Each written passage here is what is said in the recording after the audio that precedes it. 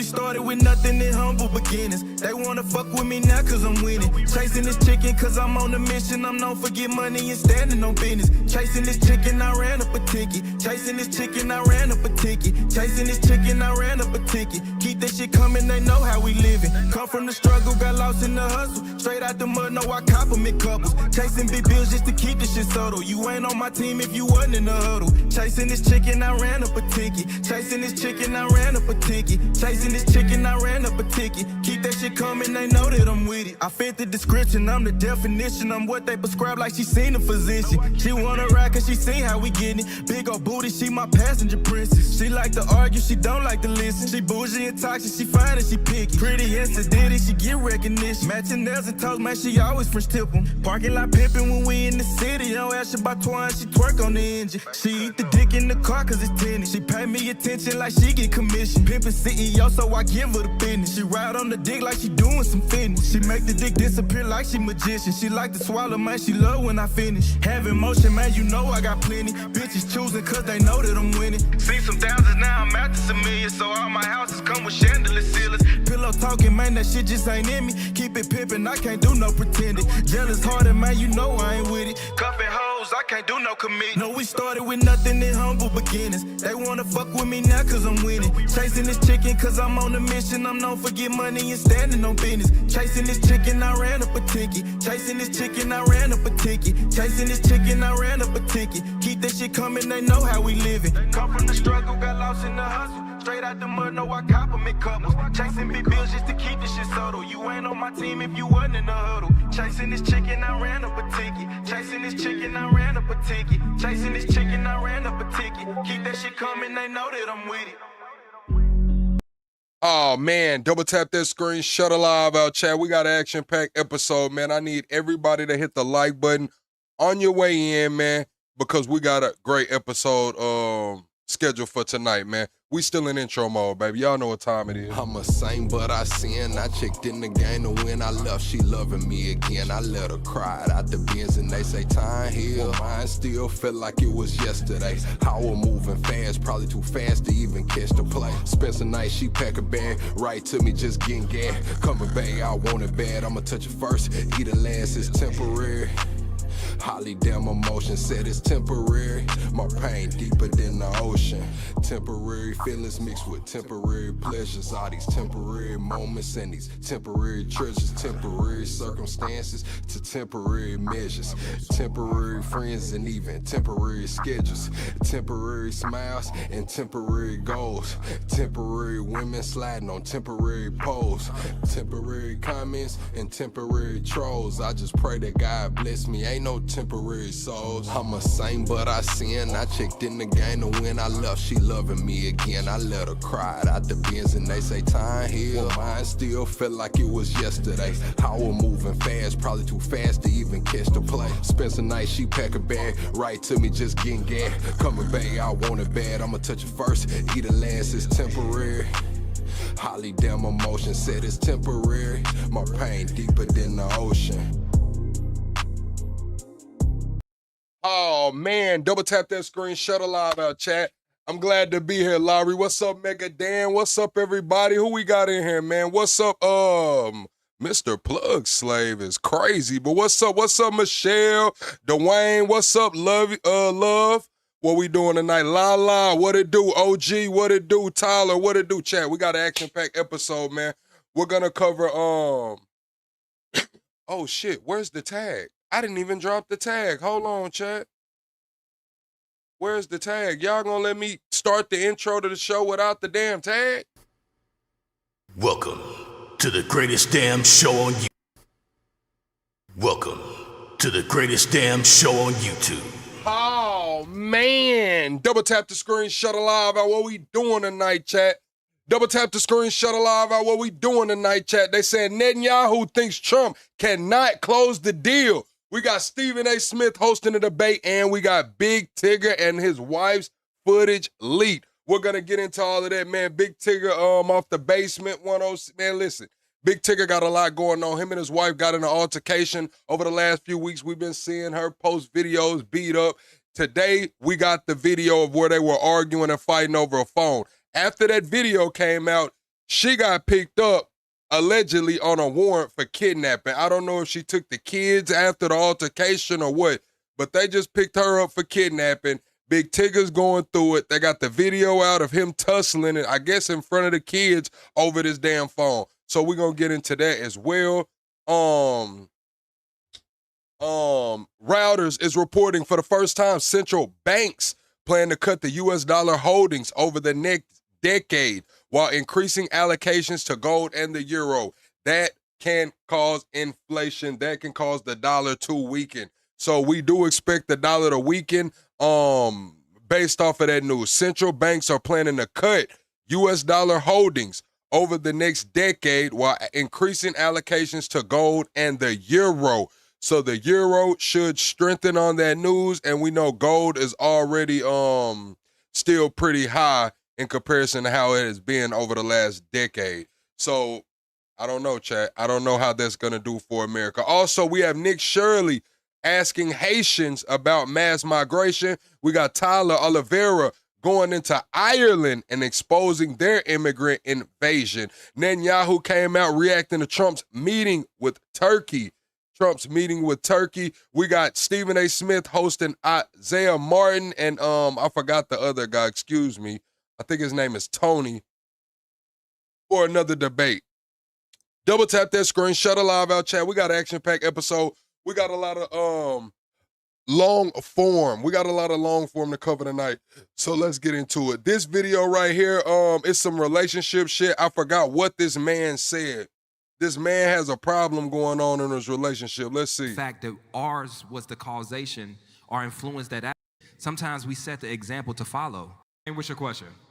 My name is Paul Bowers. Paul Bowles. Bowers. Oh, okay. I just wanted to make Hit sure the I like heard button, that. chat. My question is, what do you do when your wife, she here, and all the people I'm talking about, About to go down.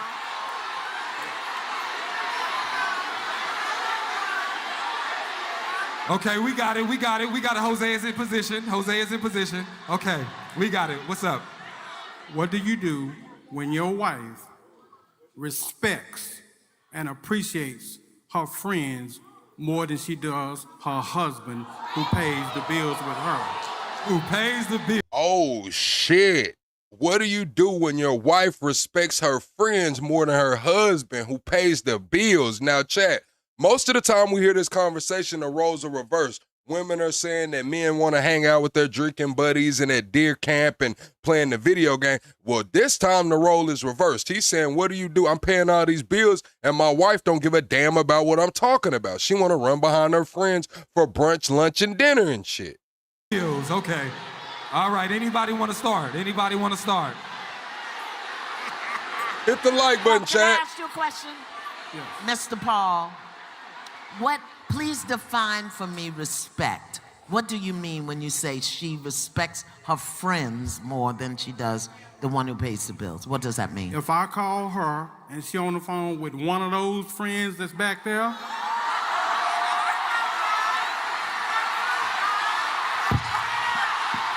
Oh, shit, he's saying her friends are here.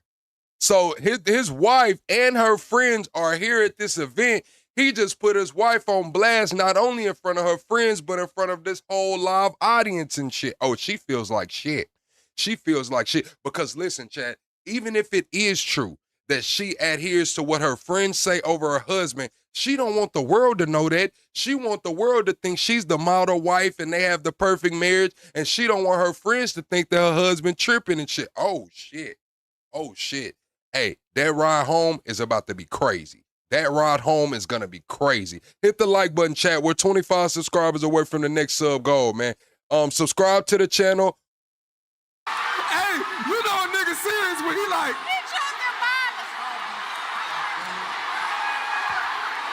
hey. All right, let's get back to it. Okay. So when you call, she like, I'm gonna hit you back because I'm talking to my girls. yes. All right. Do you feel like she spends more quality time with her friends than you? No, that's not my point. My point is she don't respect my energy and effort to stay in our relationship, stay in our marriage, and stay with our children, stay with her. She respects their opinions, their thoughts, their bullshit. Oh yeah, he tired of that shit. OG's tired of that shit. He on some shit like, look, man, it ain't about the intimacy or it's about when I say, hey, look, it's time to come eat or it's time to, do some shit. She want to put me on hold for her damn friends. Oh yeah, OG's fed up. He's had enough, bro. He brought the kids into it. He brought staying in the marriage into it. Oh yeah, he has one foot out the damn door. This man has one foot out the door.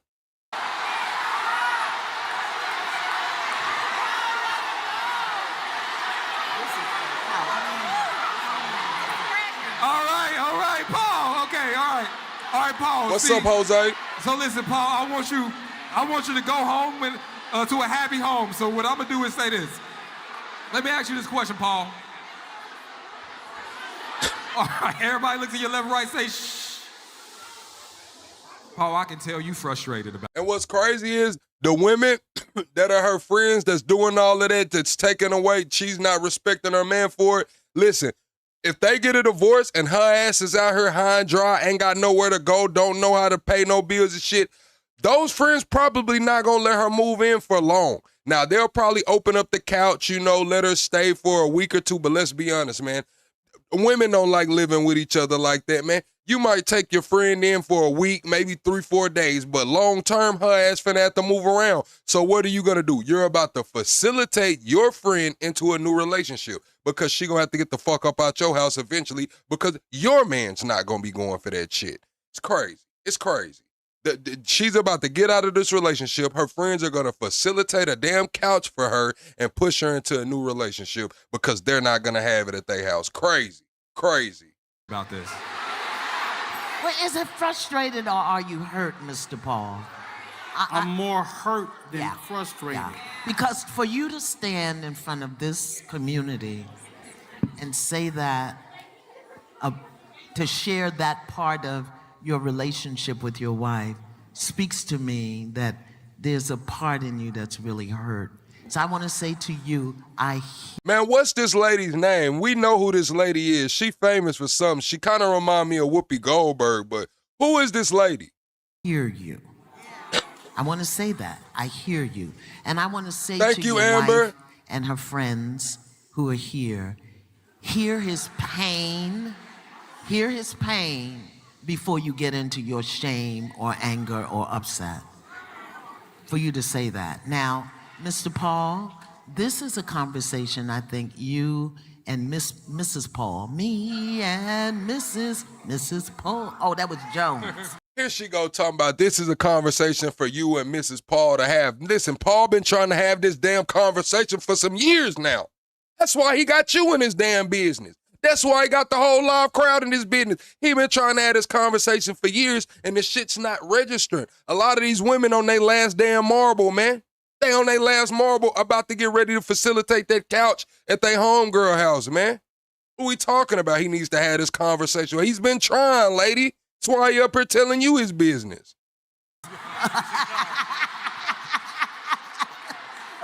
What's up, Mike? I think this is a conversation that you need to have. Wifey, hear what he's saying. He feels disrespected. Girlfriends, here, if you love her, get out of the way.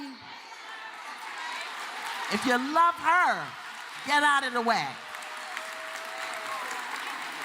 Mr. Paul, you need to have this conversation with Mrs. Paul, and not from a place of upset. Tell her it hurts my feelings when you put me on hold for them. Man, she doesn't give a damn if it hurts his feelings. Are you not hearing this man, lady? She don't give a damn if it hurt his feelings to the point that he had to come tell the world his problems, man. And see if you can come up with a compromise. How long have y'all been together? We've been together 11 years, been married 6. Yeah, you don't want to lose your marriage, do you? I don't want to lose my girls. Well, she's one of them, right? She's one of them. Yeah. Okay, y'all. Tell him. So he just told the world in so many words he's only staying for the kids. Like, it's so far gone. This woman don't respect me. She want to run behind her pissy-ass smelling friends. And I just don't want to lose my kids, man. I don't want to lose my girls. He just told the real right there. If it weren't for them kids, that bitch would have been left. Hey, I got a question though. okay, go ahead. Just real quick. You say y'all been together 11 years, married 6. How long has the dynamic been that way? How long has she Since she had kids, as soon as we had kids, he either gonna say as soon as we got married or as soon as we had kids, man. The fundamental shifts in life, sometimes they never get back on the right track. Life is just done. Not done, but changed. Changed dramatically. Kids, marriage. Watch. He's gonna say one of those. I predict he say kids. As soon as we got married. Now, Married. hold on, Steve, Married. because you know what I'm talking about. You know, Okay. because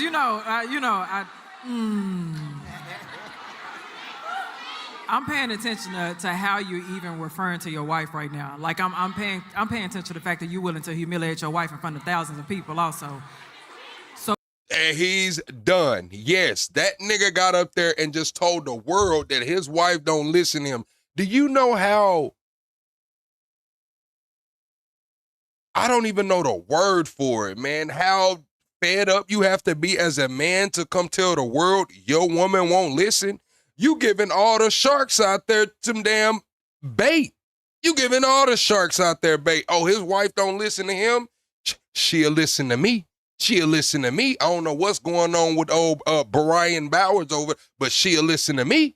And he's telling the world this shit. Kitty a little right here. I ain't gonna lie. Kitty right. So what is it that you do inside of the house that will make it to where she can actually respect you? Because just because you pay bills and things like that doesn't mean that you will be able to get fully that level of respect. Hold on. Because if you say you pay bills, but if I'm coming to you about a What the hell else does he need to do? He's paying bills. He's in the crib. He's saying he's not trying to cheat or lose his girl. What the hell else do you do? She don't even talk to him. She's on the phone with her friends, running behind her friends. He said when he called her, she puts him on hold like, hold on, I'm on the phone with such and such. What do you mean? What else is this nigga supposed to do, man? I could tell by how he got his damn pants buckled up in that tight-ass, thin-ass belt, man. He ain't doing shit. He ain't in nobody club, man. He probably comes home, cracks open his Miller Lite, put his feet on the damn ottoman, and just watch the kids play and shit. What the fuck else is he supposed to do? concern. If I'm coming to you about something I'm grieving, something you hurt me on, something that I feel abandoned on, will you give me the safety to be able to talk about it? Can I trust you emotionally? Can I trust you spiritually? Can I trust you financially? Can I trust you in all of these aspects to prove that you give me a level of emotional security? Do we actually have a partnership? Because just because you married does not mean that you have entered into an actual partnership. Are we truly aligned? Because I hear you and I understand that a wife is a 11 years, 6 years of marriage, 2 little girls later, and this is the fucking conversation we're having. 11 years, 6 years of marriage, 2 kids, and this is the conversation we're having. Cut it out. Cut it out. supposed to respect you. What's up, but disciple? a husband is supposed to love a wife as well. So how are you loving your wife? Because a lot of times her lack of respect of you is a reflection of your lack of love for her, the appropriate love. So that's my question to you. What are you actually doing that will allow her to come up to that level What's to where up, she Lisa? can respect you as the head of household? And I'm not trying to be disrespectful when I say that, but that's a moment of reflection. I'm just gonna be honest with y'all right here. Thank you, Lisa. This your first time in here. Everybody give Lisa a warm welcome for being a first timer. Kitty is not making this shit no better. Kitty is about to have this man go home and pack his fucking bags tonight. See, this is girl math. This Kitty thinks she's landed on him right now like, oh, you gotta be this man. He's not trying to hear that shit. He just told you that the only thing he's really hanging around for is his damn girls. this woman is over here running around listening to her friends, and you talking about do you actually show her love?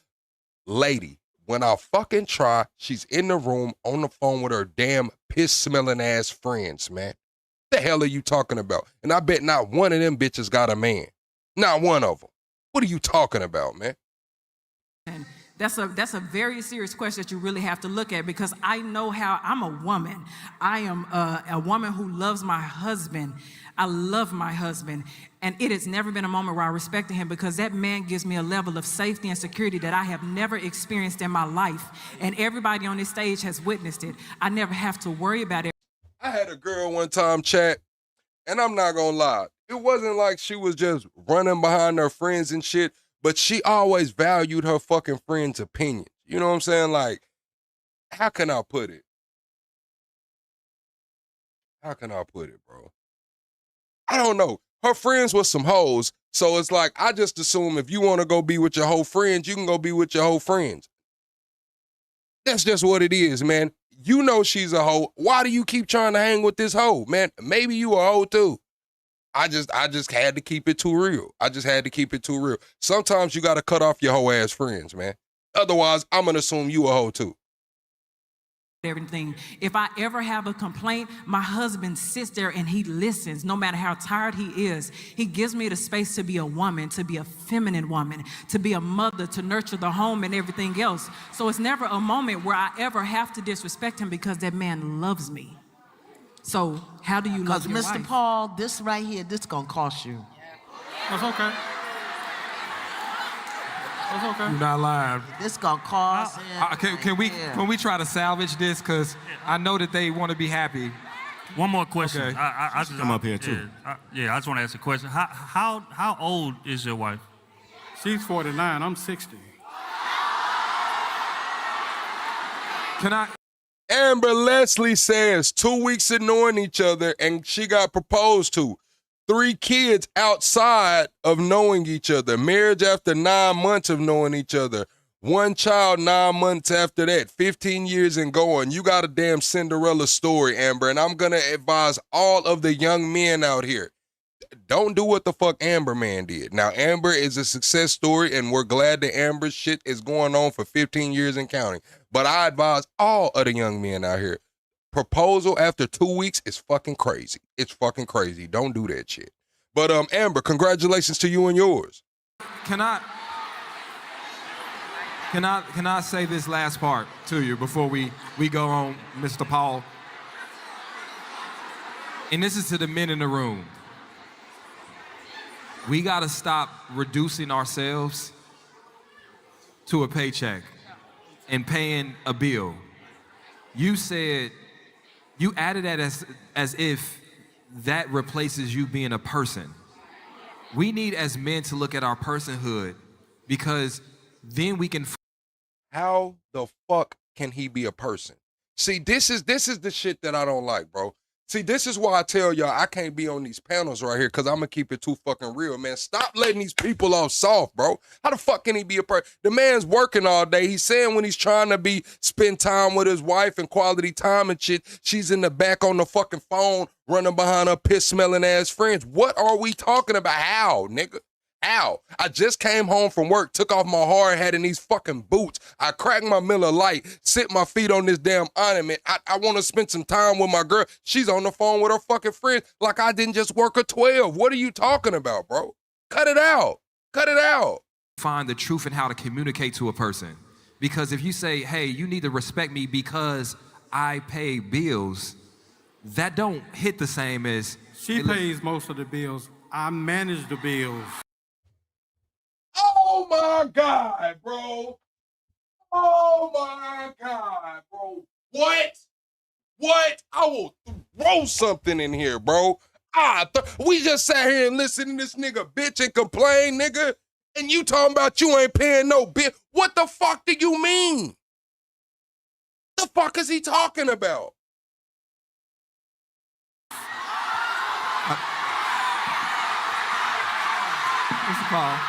Mr. Paul, I love you. We gonna quit while we ahead, Mr. Paul.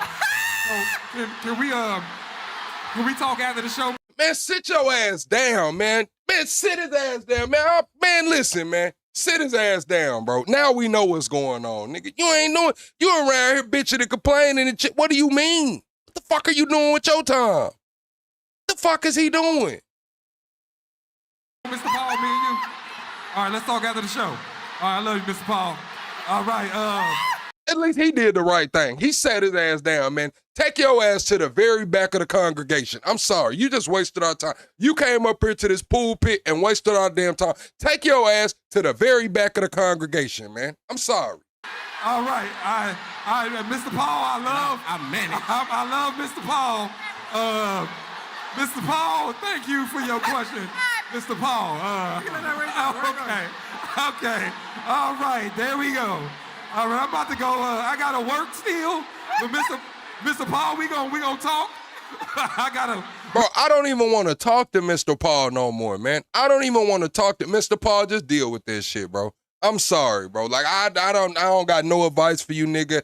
You that damn, I ain't got, and you don't know what's going on, man. Deal with that shit, bro. I'm sorry, Mr. Paul. Just deal with it, bro. We gotta do some more work. Hoya, Lance, welcome to tonight's conversation. This is what we do. Yes, we do this on a regular basis. Okay, that's all righty. Thank you. I'm trying to see where hold on. Y'all quit being messy. Y'all are messy. Sit your asses down. Why y'all? Hey, sit down. Quit being. Now, I'm going to be honest with y'all, chat. In 2026, women say everything is sassy. But what the fuck Paul just did was some sassy ass shit. I'm not going to lie, Paul. You got up there like you were standing on business. I'm sitting here coping for you, talking about you working 12 hours, got the hard hat and the boots, the fucking Miller Lite and the ornament and shit, and your ass ain't doing a motherfucking thing. Nothing. I'm sorry, bro. That's sassy. That's sassy. It's so messy. Mr. Paul alone. Hey, Jose. Can we make sure we got somebody over there, please? Please. Mr. Paul alone. Everybody sit on down. We're being messy. It's dark in here anyway. Leave Mr. Paul alone. Why did he embarrass himself like that, bro? His wife friends is in there, bro. Why did he do that to himself, bro? Hey, Houston, y'all are What's up, Fish? Paul. All right. Everybody look to your left and right, say shh. All right, sit on down, y'all. Sit on down. Sit on down. Y'all are nosy. Touch your nose. You are being nosy. Hey, I was like, why they all standing? They like, oh, I want to go see where he sit at. All right. What's your name? What's your question? My name is Candace. I was raised under the school, career, marriage, family. And growing up, I also heard you attract what you are. So going through that, I've done the school, got the career, been very focused on that. Through relationships and going through school, because I did social work, I have gone through the healing and the growing. So what advice can you give on what I'm doing wrong or what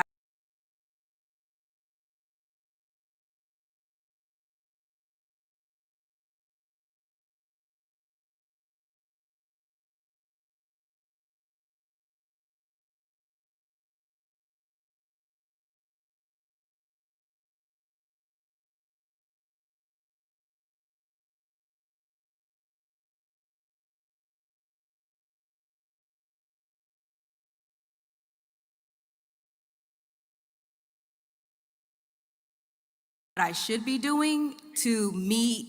Damn, my bad, Chad. I was muted. But Gito said, you said dudes can't stay at home and take care of the house, and do all the bitching and complaining he doing. Yeah, you can stay home and take care of the house and shut the fuck up. Shut the fuck up. Straight up, man. Shut the fuck up. It ain't no reason he should have came out here in front of these thousands of people and put his business out here. Now, if he want to take care of home, stay at home and shit, and he got some shit going on at the house, that's cool. But for him to come put his business out here like that, like he just had all his ducks in a fucking row, only to fall flat on his face? No. Hell no. that like-minded person. Were you, what type of man you looking for? No, I'm just playing. All right. Sawyer, what would be your best advice for a person who, a career? Look at her. She just look so jealous. All right, so the lady up here asking the question, low-key some fine shit, right? She low-key a little cute. Now look at how the lady next to this nigga talking cuts her eyes at him, bro. Like she got pissed, bro. This is crazy, bro. Through school, because I did social work, I have gone through the healing and the growing. So what advice can you give on what I'm doing wrong or what I should be doing to meet that like-minded person? Were you, what type of man Look you at her. for? Look at the girl in the black. Watch the girl in the black. All right. Sawyer, what would be your best advice for a person who, a career woman, somebody that's achieved something, elevated her life, and then now she may be looking at the dating pool and find that a lot of people didn't elevate as well? Ooh, child. Because what I'm hearing, what's in a dating pool is just, it's a mess. But I do feel like they do have good men out here still. I believe there are good God-fearing men, hard-working men, and there is someone for you. But, you know, we got to vet them these days, sis. Yes, and that vetting process is the hard part. It's very hard. It depends on, like, where you hang out at, the group of people you are around. You sure don't want to meet them in a club. You don't want to meet them in certain settings. You know, you want to meet somebody, like, where you at, like the type of vibes that you on or whatever, a good level-headed man, and pay attention to. That's why everybody cheat at work. See, you see how she's gearing her up? She's conditioning her on how to find her man and shit. She didn't give her no damn option. She just said, don't go to the club, go find somebody on with you. She could have told the woman to go to Books A Million. She could have told the woman to go to the little dog walking park and that. No, man, she's still, hey, look, in so many words, she said, find somebody at work, man. And that's where we get all these damn work affairs and shit, man. Let's just be all the way. The women want to talk about all this cheating, but they shut the fuck up when you bring up their work husband. Let's be all the way honest. They shut the fuck up the moment you bring up their work husband. The nigga running around, grabbing her by the waist, smiling and shit, taking her to lunch and shit like that. Yeah, they shut the fuck up when you bring that up. The signs, like the red flags, because sometimes we seem to see the red flags and a lot of us like Six Flags. We go along with it. But I be hearing some stories. I'm married. I've been married for some years now. I've always been in relationships. Now, how many work husbands have you had? How many work? Chat, who gonna keep it honest in here? Who gonna keep it honest in here? Hit the like button, chat. Have you ever had a work husband or a work wife? Keep it honest there. Double tap that screen. We're 25 subscribers away from the next sub goal. Let's hit 49,200. Let's hit 49,200. Have you ever had a work husband or a work wife? Keep this shit real. But I have a lot of single friends, and for some reason, I don't understand, like, why now it is extremely hard for beautiful, successful women like yourself to find, like, real, true love, a quality man. Like, I don't know what's going on in the world. It's like men, I be hearing stories like men want to be approached. They don't want to be the prize. They want to be this and that. But, I just, he like, yes, no. It's like we want to feel, back like the old days where you get courted, like you want to go out. You want a man to be respectful. It's like they want to be approached. Like, there's nothing wrong with that. Like, you could talk to. We know more about the outside. All right, man, let's move on from that shit. P68, Paul 68, P23, P25. Oh, y'all stupid. Able to fix it. So you kind of able to fix it. Here we go. Hold on. Say that one more time. Okay, so I have a question. What's How up, do you Jared? co-parent when you live together? Y'all, Wow. What up, Top Cat? What up, Paul? What up, Jared? What up, Fish? Everybody in here, double tap that screen. We gotta get the subscribers up, bro. We're 26 subs away from the next sub goal. She just asked a question. How do you co-parent in the same household? So it's a lot that going into that. Who's freaking and balling? If she talking about co-parenting in the same household and shit, that means they're not together. Everything gonna be good until somebody starts freaking and balling. to somebody starts staying out a little late, coming in at 5, 6 in the morning, to somebody just doesn't come home and shit. That's when the problem's gonna arise. That's when somebody gonna have to get the fuck out. That's when somebody gonna get to looking around seeing when this lease is up and shit, man. Crazy. Listen to the question. Crazy. Hold on. Say that one more time. Okay, so I have a question. Uh-huh. How do you co-parent when you live together? Y'all, with y'all parenting, at that point, y'all still in a relationship. Y'all don't go together no more, right? I feel like after, like in your postpartum phase, I feel like the relationship kind of turned into the roommate when you guys are both dealing with a newborn and just not being able to fix it. So you kind of go your separate ways. Yep. She's dealing with postpartum. He mad because he ain't getting no ass, chat. I'm just going to be honest. I hear these stories all the time, man. I had to understand what the fuck postpartum was at a time in my life. That's what's going on, man. She's detached. She's going through postpartum. He probably not trying to hear that shit. He wants some ass. And now at this point, they're just in the house together looking around and shit. Ways, and you're trying to learn to love yourself and navigate in your own ways, but it's like, when do you let the relationship go when you know that you still love each other? So you still in a relationship with this man? Yeah, she's dealing with postpartum. He still loves her. He just not finna put up with not getting no ass, man. He on some shit like, hey, look, man, I understand you dealing with postpartum, baby. I've been here for you, baby, but when is this shit gonna end? When are you gonna come out of this postpartum? That's what he dealing with. She knows he still loves her, but he's not finna hang around if he ain't getting no ass. Not necessarily. Okay, do y'all sleep in separate beds? No. What I'm talking about. You up here trying to trick us. You see what I'm talking about? She trying to trick us. Okay. So, now, and I imagine, so even though y'all sleep in the same bed, y'all not hanky-pankying, right? No. Does he still pet the cat? What happened? Does he still pet the cat sometimes, the house cat? When I feel like it. There's room. See, that's what it is when she feels like it. So now the roles have been reversed. Now you see how women like to say that men treat them like objects and toys and want to pick them up and put them down whenever they see fit. Now, during postpartum, the roles are reversed. And the roles are reversed to the point that the woman has the backbone to say that, hey, I'm dealing with postpartum. Do you know what postpartum is? The man is looking at it like, look, bro, I'm not getting no ass. And when I do get some ass, it's very sparingly, and it's only when you want some.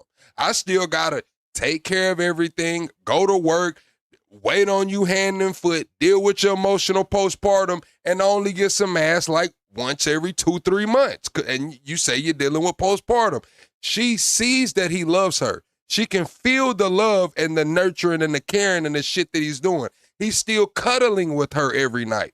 She just said they sleep together every night. He's still in there cuddling with her and shit. She just is not going to give him no ass until she gets ready to give him some ass. And she's going to defer to postpartum every time. So she knows that her time is running low with this nigga. Rules and regulations. Can't just do whatever you want no more. You don't have access. Beloved, can I ask you a question? Yes, go ahead. Can I ask you a question? What is it that you really want to know? Because you've asked us 6 questions, and none of them make no sense whatsoever. I guess. What is it that you really... You said she using postpartum as an excuse. You can't turn it on and off. But this is the thing. He's done went so long without getting no ass. The moment she gets horny, all she got to do is act like it. And he's finna run straight through her. He gonna run straight through her. She's gonna be like, I just gave him some ass, so he's good for a while. And he's thinking like, oh shit, she's finally out of this postpartum shit. Things are about to get back to normal. Nigga. She was just horny. She was just really horny in that moment. Gave you a shot of ass because you was around, and now it's right back to how the shit was going. Really want to know? Knowing when to let go. That's a different question. So you're ready to let go? No. So Trill, do you think a person that's actively sleeping with, what's the best way to let go of a relationship? Do you think petting the cat is a good way to do it? I think allowing me to pet the cat lets me know that I do have access to it whenever I want, despite what it is that you're saying. So you're saying, oh, I control it, I control it. As long as a man, we can get an emotional reaction out of your ass. I'm going to be honest, she might be getting cracked, bro. She might be getting cracked. See, y'all know I hold these relationship panels on other platforms, so I've had men tell me that women have used their postpartum excuse to get cracked, too. They be out here getting cracked, ain't trying to be, doing too much. So, shit, she could be out here getting cracked. I'm just going to keep it honest with you. We can get you to open up them legs. We can get you to cry. We can get you to yell. We can get you to complain to your homies and all of these things. We still got control over you, whether you want to admit it or not. Yeah, cracked is the user-friendly the way to say banged, Michelle. Instead of saying banged or effed, we gonna say cracked. So yeah, she probably out here getting cracked. She getting some of that outside D. She might be getting some of that outside D. Not. So I think the first thing is first is looking in that mirror and being honest with yourself. You still want to be there. So go figure it out. But don't sit up here. Yeah, we say cracked. Cracked like an egg. You know how you take an egg, chat, and you crack it? Yeah, she out there getting cracked. And a lot of us and then a lot of yourself about wanting to move on, and y'all's laying in the same bed every damn night raising kids. I was born at night, not last night. Now, serious question. Do you think that if you guys went your separate ways, he wouldn't be an involved father? No, So you think he would be there for the kid? absolutely. He's a very good father. So right now when you're asking about That's what I'm telling y'all, chat. Stay woke, man. This is the modern woman. This is the women in 2026. The generation before us, our parents and uncles and shit, they used to go get a jug of a carton of milk and not come the fuck back. They used to be those parents that, hey, look, if they're not involved with the woman, they saying fuck the kid. So women have gotten smarter and they're picking baby daddies now. They're not choosing men that they see themselves with forever. They're not choosing men that they, can raise a family with. They're choosing men that they can co-parent with. They're choosing this Brady Bunch shit. Hey, he's going to be a good dad. He's a kind of chill dude. So if I get me a new man, we can all just come together and be one happy family. My new man brings his kids. I bring my kids. He brings his new girl. I bring my new man. We take family pictures. It's like 15 of us in this damn photo. That's the new shit. I'm not with it. I'm not taking no fucking pictures with y'all. co-parenting while living in the same house, it's because you want him by you still. I feel like we both want different things in life. Like we both have different goals. Like I'm in school right now, I'm doing my own thing. I'm getting my master's degree in nursing. Oh, clap it up, clap it up. Thank you. And anyone who knows, nursing is a very hard job. Like you're gone a lot. It takes a lot of demand on you and your family. So it's like when I have these dreams and these things I want to accomplish, I don't necessarily want to let go of my role as a partner and as a mother, but I want to find myself outside of that, but I don't necessarily want to leave what I have. I feel like the kids just brought too much strain. You want your cake and you want to be able to eat it too. Yes. That's I don't fucking think fair. That's too much to ask. Yes, it is. Do you think that's too much to ask? You want Tap in. What do you have to say? Girl, okay, so you still love this person, right? Yes, I love him. Okay, and you went through the post. No, she loves him, but she's not in love with him. The deal is done. The deed is done. She dropped the damn baby, bro. Listen to how she says it. She says, she's not in love with this man, bro. She's not in love with this man. The deed is done. The seed has been dropped. The baby's here. Now she wants to go find her husband. She has the baby. She has the baby with the guy who's going to be present, not have to hunt him down for money or to take care of the baby. Now she's ready to go find her husband. This shit is crazy. Postpartum stage after the baby, and it's caused some separation. You got school and stuff and all that. I heard you use the term partnership. Why can you not do those things with What's this up, person? Najee? Where is the misalignment besides just dreams and stuff like that? Where's the true misalignment? Because you're still sleeping with this person too. How do I find that? Oh, Jesus. So you said what's wrong with her no longer being in love with this guy? Because she wanted the fucking kid, man. That's what's going on, man. That's why. Because she's up here talking about she's laying in the bed with him every night, giving him a shot of ass every time she feels like it and shit. But now she's saying that they're co-parenting. They're co-parenting under the same roof. She knows that he loves her, does everything for her. She's gone. She's gone. She just dropped the baby and now she's ready to go. She didn't say he was cheating. She didn't say he was doing anything wrong. What did she say? To me, this nigga's checking off all the damn boxes. He ain't done a motherfucking thing wrong. She's just ready to find her husband. I don't know if it was for good genes, eugenics, if he was a smooth talker or whatever, but she got the baby out of this nigga. Now she's ready to go find her husband. Somebody who's going to take care of her and this baby. Baby probably ain't even walking yet. Nothing's wrong. Okay. Mike, what's on your board? Do we have something? We gotta help her out. She's so confused, and it's making me nervous. I mean, like you threw me for a curveball with that last one, because it sounds like nothing's wrong. She asked you, like, where's the disconnect? And she says, how do I find it? So I'm assuming that shit ain't even wrong. Because I thought the rent was high out here, and she needed an escape plan. Okay. Oh, yes. So I'm over here cooking on an escape. I'm not going to say that, Gito, saying being a stepdad in this generation is a sucker's choice. I'm not going to say that. Shout out to the stepdads. My dad was a stepdad. You know what I'm saying? Like, he wasn't my stepdad, but he was the stepdad to my older brother. You know what I'm saying? So, like, shout out to the stepdads that's actually, you know, holding it down and being a community. Now, there's some bitch-ass stepdaddies out here, too, some in and out alive stepdaddies. But to the real stepfathers, bro, I don't have a problem with that. You know what I'm saying? Like, it does take a village. But you got to know what the fuck is going on. You can't be a dummy now. She got to do enough, and y'all got to go through enough. You can't just step into this role and all willy-nilly, because not only are you going to hurt yourself, you're going to hurt these kids. So make sure that she does enough and that y'all have been through enough before you take on this fucking role. Plan, like, how do I thought she was trying to turn her baby father into a co-parent. Thank you, in New York, Beecher. Yes. which is dangerous. Yes. For, like, financially, physically, right? So I created like a 5-part escape plan, but is he here? No, not today. Okay, good. Well, if you need it, I got it. Thank you. I appreciate it. Okay, so it just seems like what you need to do, and I'm gonna be honest with you before we go to our next question, what it seems like you need to do is have a conversation with him.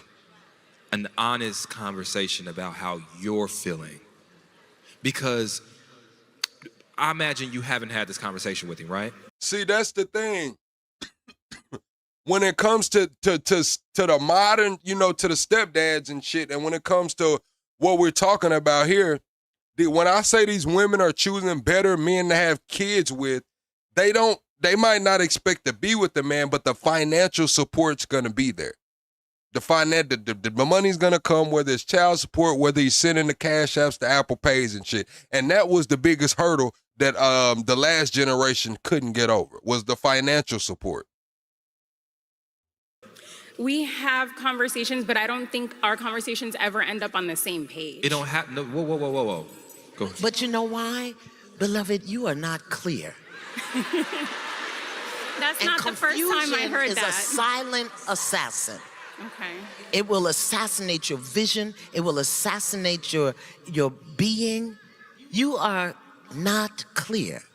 So get clear, first of all, about who you are.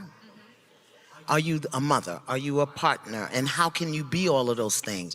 Because you're asking your partner, your baby's father, whatever, the neighbor, whoever this guy is that you're sleeping with, I don't even know anymore. You're asking him for something that you're not even clear about.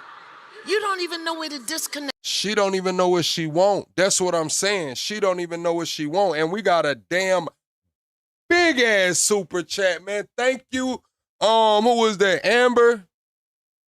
It don't even show me who that is.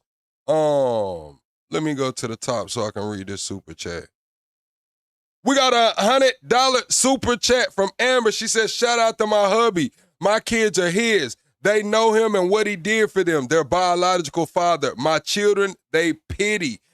Thank you, Amber, for coming through, supporting the channel via super chat. And shout out to your husband for stepping up and not being an asshole, stepping up and showing some actual father support. That's why I said, chat, like a lot of these relationship podcasts, they bash the stepdads and shit. I'm not saying go choose to be a stepdad, but what I'm saying is that it's not inherently a bad thing. These kids need fathers. My dad was a stepdad. He was my real father. He was my brother's stepdad, and he was a damn good stepdad. That's all I'm saying. Connect is, you don't know how to do what you want. Baby, go home, bye. Go home, get clean. Appreciate your question. Thank you, Amber. Go figure it out, okay? Thank you. And while we getting this other question on here, you said spending child support money on donations. No, don't do all of that now. And I'm not on child support, by master. Get out of my business. I'm not on child support. we don't have to discuss things so we can get on the same page. I'm going to let you know what page I'm on. And I think that that's the disconnect sometimes is when you're so open to hearing where they want this thing to go, you're less firm on where you want it to go. And that's why it's up to us to know exactly what we need and what we want, and we can be clear with a person. Because that could be, hey, listen, I need to see improvements in this relationship. Or I've gotten to the wit's end of it.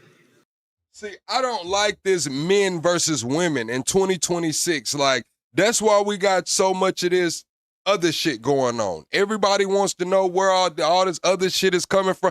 Because the women hate the men and the men hate the women. I don't know when this shit became cool. I think it was sometime during the pandemic, but I'm not with it. I don't like that shit. All of these women bashing men and men bashing women, I don't know. I don't like that shit. I don't like that shit. And we wonder why shit is going the way it's going. And I think we should move and go in our different directions.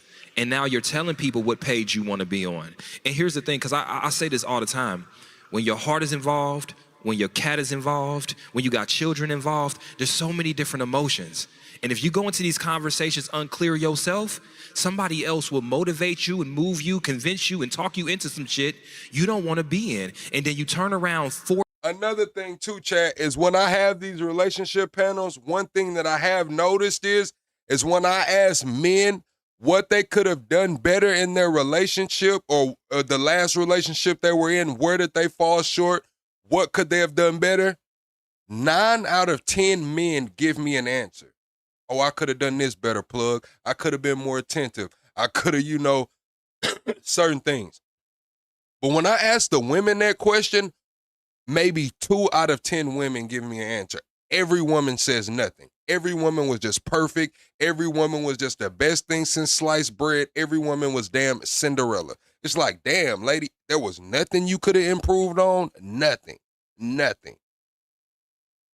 4 years later in this relationship, still in this relationship that's not serving you. So you got to have some conviction and stand on that shit. What's your name? What's your question? Hi, my name is Jamila. Some people call me Jay.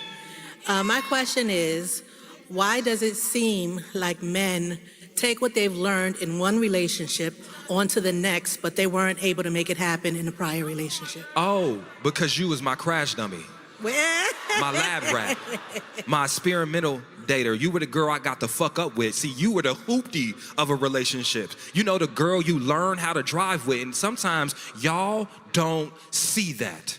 He's learning how to be a man on your watch. He's learning how to be better on your watch. That's why he leaves full while you leave drained, because you was pouring in a man that never had intentions on pouring into you back. Sometimes you are the blessing another woman gets to cash in. I see what you're saying. You said your parents was messing up your child support money. Nah, that's not your fault, but you're a victim of circumstance. And there's a lot of victim of circumstances in this world. So we would just categorize that as to it's an unfortunate situation, and you are definitely a victim of circumstance. Your circumstance just happened to be that your parent and other guardian fucked off the child support money. I'm sorry. All the while you think you Geppetto, you Barbara the Builder, you fixing this man up for you. Somebody else reaps the hard work you put in with this man. That's why I need y'all to start asking for shit right now. I deserve a man that's ready right now. I deserve a man that want commitment right now. I deserve a man to know what the fuck he doing in a relationship right now. Because when you accept projects of a man, you build him up only for somebody to gentrify that shit and move you out. And y'all know a little bit about that in New York. And I guess what I'm saying is, the reason he's better for her is because he stepped on your heart to get there. Anybody else? See, women, and that's why y'all gotta look for men who actually have some substance to them. A hard worker does, but they have to have some substance to them. Like every woman that I've been with, chat, when we have been done dealing with each other, they understood some things that they didn't understand going into the relationship. Like I pour into the women that I deal with that way. Like I'm gonna give you some insight, some advice, and try to, help you see life in a different way. Straight up, chat. You gotta find somebody that's gonna help you expand. Everybody just goes for what makes them feel good, and then when it's all said and done, where have you advanced? Did you learn anything? Did you experience anything? See, when a woman deals with me, she knows that she's gonna learn something, she's gonna experience something. Straight up.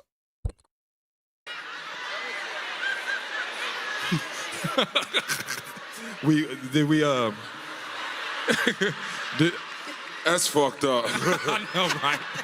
But okay, maybe I went too far. Is there a middle ground that I neglected? I say this because it sounds like she was saying, like, if the guy came from a relationship where he was getting away with some bullshit, she's basically saying, why is he so comfortable coming to me with that type of energy? And I think the reason is because...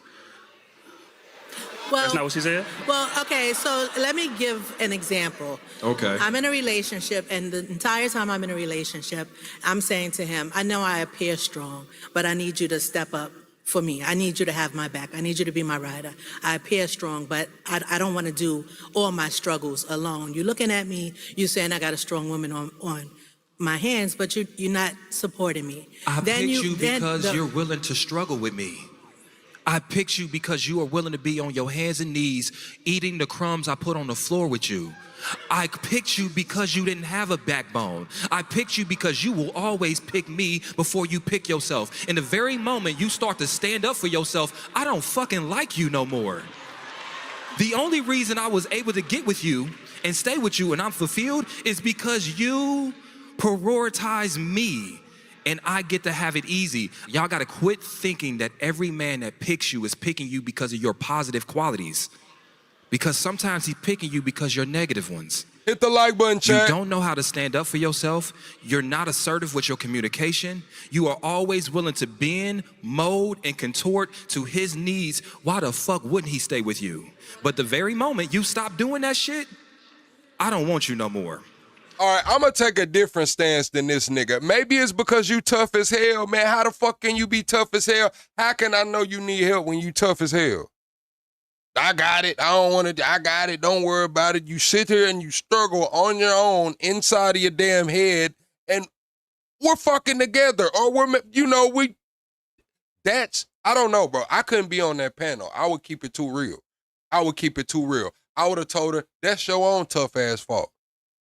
You should have been a little more feminine, and you should have let the man know what was going on. You want to be tough as hell? Be tough as hell. How the fuck can you I'm not a mind reader. I'm not a mind reader now. Be tough as hell. Mona? These men are like stray cats. You bring these niggas in, give them a can of food, a bowl of milk, and they run out the window on you. No, hell no. Y'all not finna push this shit off on me tonight, chat, saying he's cooking and I'm wrong and shit like that. Hell no, man. You tough as hell. You don't need nobody for nothing. You Miss Independent and shit, and then get mad because niggas not mind readers. Fuck all that. Fuck all that. Belt the ass tonight, man. Fuck all that, man. Let me know you need me. You don't gotta beg. You don't gotta ask. But if you genuinely are going through something, What the fuck am I here for? The fuck am I here for? Then the same woman that turn around and say, all he wanted to do was fuck. What, yo, tough ass didn't let me know nothing else? Fuck that. The way this world works, the next sister may build one up for you and you get him, and he all plumped up from the milk and the cat food. Now you talking about he not talking about that. Exactly. That's why I'm talking about it, because he didn't. He didn't. He's sitting here trying to kiss some ass and make it seem like some other shit when sometimes y'all tough ass just need to stop being so damn tough to your man. You want your man to be tough to the world and come home and treat you like a little flower, right? But vice versa. Vice versa. He want to come home and get treated like he don't want no tough ass woman walking around. I got it. Don't worry about it. Mad as hell. No. Hell no. Think about it. How can you as a woman want your man to go deal with the world and come home and treat you like a flower, but you want to be tough as hell with him? Who are you trying to prove this point to? You don't got to prove the point to your man. You trying to prove that shit to yourself, your homegirls, your family, and everybody and everything outside of that man. Shit crazy. But unfortunately, a lot of us in here face that we build him up. We teach him how to read, wash his ass, get a job. And now this nigga is the coolest guy around, and everybody, they don't want him till we have him. Nobody paying Rodney no mind till you get his lineup together. So the positive way to look at it is you setting your standards high where they need to be, looking out for red flags, so you know the next cat you get isn't a stray cat. He already in the union. Fuck that. Do we got anything on this side about improving, or we good? That's what I'm saying. Like, that's where you got to have some substance. Like, if she's sitting here talking about this, all she had to do, if she had that man that she thinks she has, and she came to him with that, he would have a plan. He would analyze it, take the emotions out of it, like, okay, baby, it's fucked up right now, but we can do this, this, and this, and in 3 months, we'll be here. In 4 months, we'll have some cushion. In 5 months, that'll be a thing of the past. In 6 months, we can move over here. But a closed mouth doesn't get fucking fed. You want to be tough as hell, put everything on your shoulders, and then get mad when you don't get the advice that you want so bad. It's crazy. It's crazy. Why did you choose the man? All right. Thank you for your question. You got it. Thank you, Jamila. Thank you for your question. We appreciate you. He's so polite after he wear you out. You ain't shit. Thanks for coming, baby. Thank you. Nah, you know, can I tell just a personal story? There are women. Oh, This nigga you outta get here. to choose. You get to choose. All right, Chad, are we an hour in yet? Yeah, we an hour in. We finna move on from the relationships. We're finna get into the Stephen A. Smith hosted a debate between Isaiah Martin and that Republican guy again. They debated about 3 weeks ago, but I think they're coming through with a fresh debate. So we're gonna check that out before we get into the Netanyahu and the rest of the news. Oh shit, he done pushed it back. Premieres in 15 hours. Man, how the fuck Stephen A. Smith done pushed the video back, bruh? Wow, I guess we not gonna watch this shit, chat. We gonna move on into the Netanyahu. Netanyahu spoke about Trump. I believe Trump had a NATO meeting. Joining me now with his reaction to President Trump's trip and much more is the Prime Minister of Israel, Benjamin Netanyahu. Thank you so much for being here, sir. President Trump is in Turkey right now. He said this morning he will consider selling F-35 fighter jets to Turkey, which is a reversal of a ban he put in place. You said yesterday that would, quote, upset the power balance in the Middle East. Have you made that clear to President Trump? Yes, I have. Actually, spoke to him several times about it. And here we go. I think that everybody understands that, notwithstanding the personal friendship that President Trump has with Erdogan, it doesn't make Turkey a friendly or a friendly state to the United States. To the contrary, it's a regime that's infected with the Muslim Brotherhood, which hates the United States. He harbors Hamas, the Hamas terrorists. He supports them. He finances them. He's thrown his opponents in jail, all of them. He throws more journalists in jail than anyone can understand. So he's not exactly a model ally of the United States. But even worse than that, he threatens Greece, a NATO ally. Hey, bro, the way Netanyahu's talking, bro, like, it's not gonna be long, bro.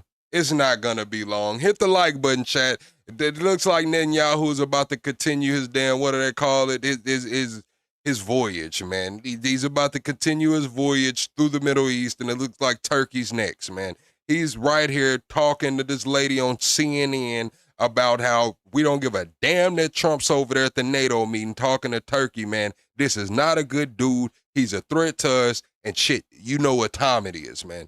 Netanyahu's telling the world, fuck what Trump's over there trying to talk about, man. You know what time it is. Listen to him. Them. He's thrown his opponents in jail, all of Hamas, the Hamas terrorists. He supports them. He finances them. He's thrown his opponents in jail, all of them. He throws more journalists in jail than anyone can understand. So he's not exactly a model ally of the United States. But even worse than that, he threatens Greece, a NATO ally. He occupies half of Cyprus, another NATO country. And the most important thing, and I put it right on the table, he threatens to destroy my country, the one and only Jewish state. His number two says that we have no place among the nations, and you know what that means. And his number three, the interior minister, says that he's looking forward to be the governor of Jerusalem. Hello? But, you know, but we're a Prime sovereign Minister, country. Yeah. I'm just gonna be honest too, chat. After they do the military merger for his intelligence, all of this shit that we can say, hey, that's Israel's business, that's not our business, bro, that shit is gonna become our business at that point. Once they do the military merger, all of that saying this shit ain't our business is gonna be our business. That shit is crazy, bro. But Prime Minister, the president said this morning and we tend to stay independent. President said this morning that they are great friends, and not just the two of them, the countries of the United States and Turkey, and that Turkey is perhaps a better ally than other so-called allies. So he is considering giving the country these planes, F-35s.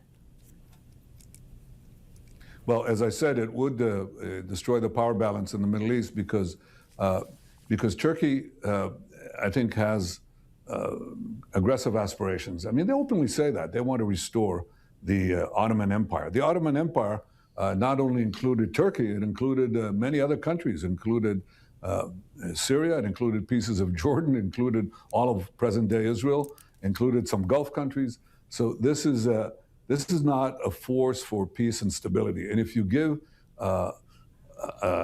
this kind of radical regime that admittedly smiles to America when it is necessary, or smiles to the president of the United States when it's necessary, when you give him that power, you're going to see aggression in its wake. I wouldn't do that.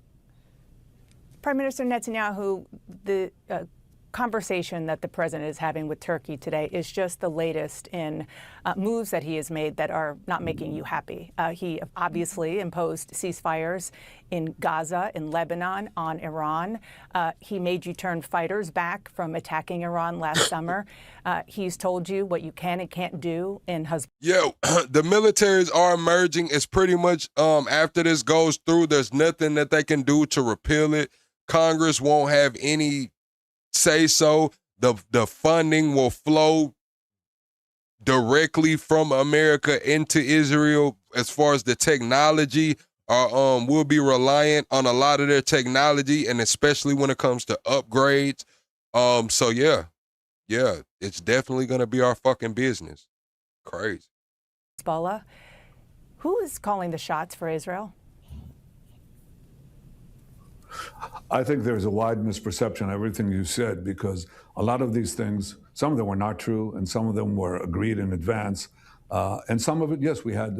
Yeah, Chad, I'm not gonna lie, bro. That's why I took the flag down, bro. Once they announced that they was merging the militaries and shit, bro, I just had to take the flag down, bro.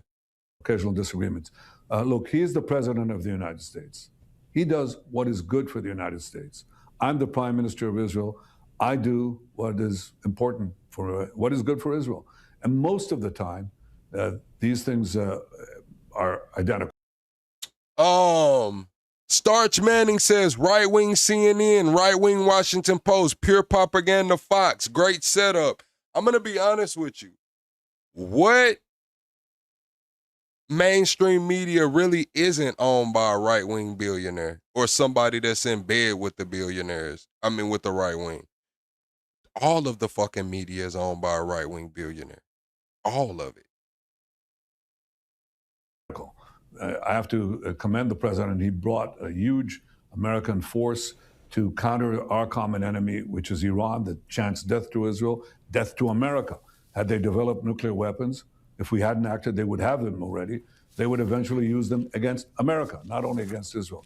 So on the big things, we see eye to eye, and occasionally we don't, but we're true allies. They call us, the National Security Council issued a memorandum a few months ago. They called Israel the model ally. And I can tell you that even allies can have their differences. No, Fish Guru, the left doesn't own the media. The right wing, the owners are definitely right wing billionaires for the most part, or they're in bed with the right wing billionaires. And they let the left do what they do because they need control. They need chaos. In order to get clicks and views, this is a media platform. What do media platforms do? What are they in the business of? Selling advertisement slots. Advertisement. In order to get advertisement, they need clicks and views and viewers and watchers, so they have to keep this media storm up. Regardless of who owns it, the left is always going to have its place, the right is always going to have its place, because these platforms are in the business of selling ads. Differences, but I think America has no greater ally in the world than Israel, and Israel has no greater ally than the United States. And I say that with complete recognition of the fact Hit the that we like button, sometimes chat. see things a bit differently. It's natural. You're a big country, you're far away. We're a small country, beleaguered and close to these regimes that want to destroy us. I want to talk specifically about Iran for a moment, sir. President Trump said the memorandum of understanding with Iran is probably an unconditional surrender. But the specific question is, under this MOU, the United States terminates all types of sanctions against Iran. Is this a failure for your country, for Israel? Look, I think it's too early to say what will happen. The president believes that he can stop Iran's nuclear program, which is a nuclear program to create atomic bombs.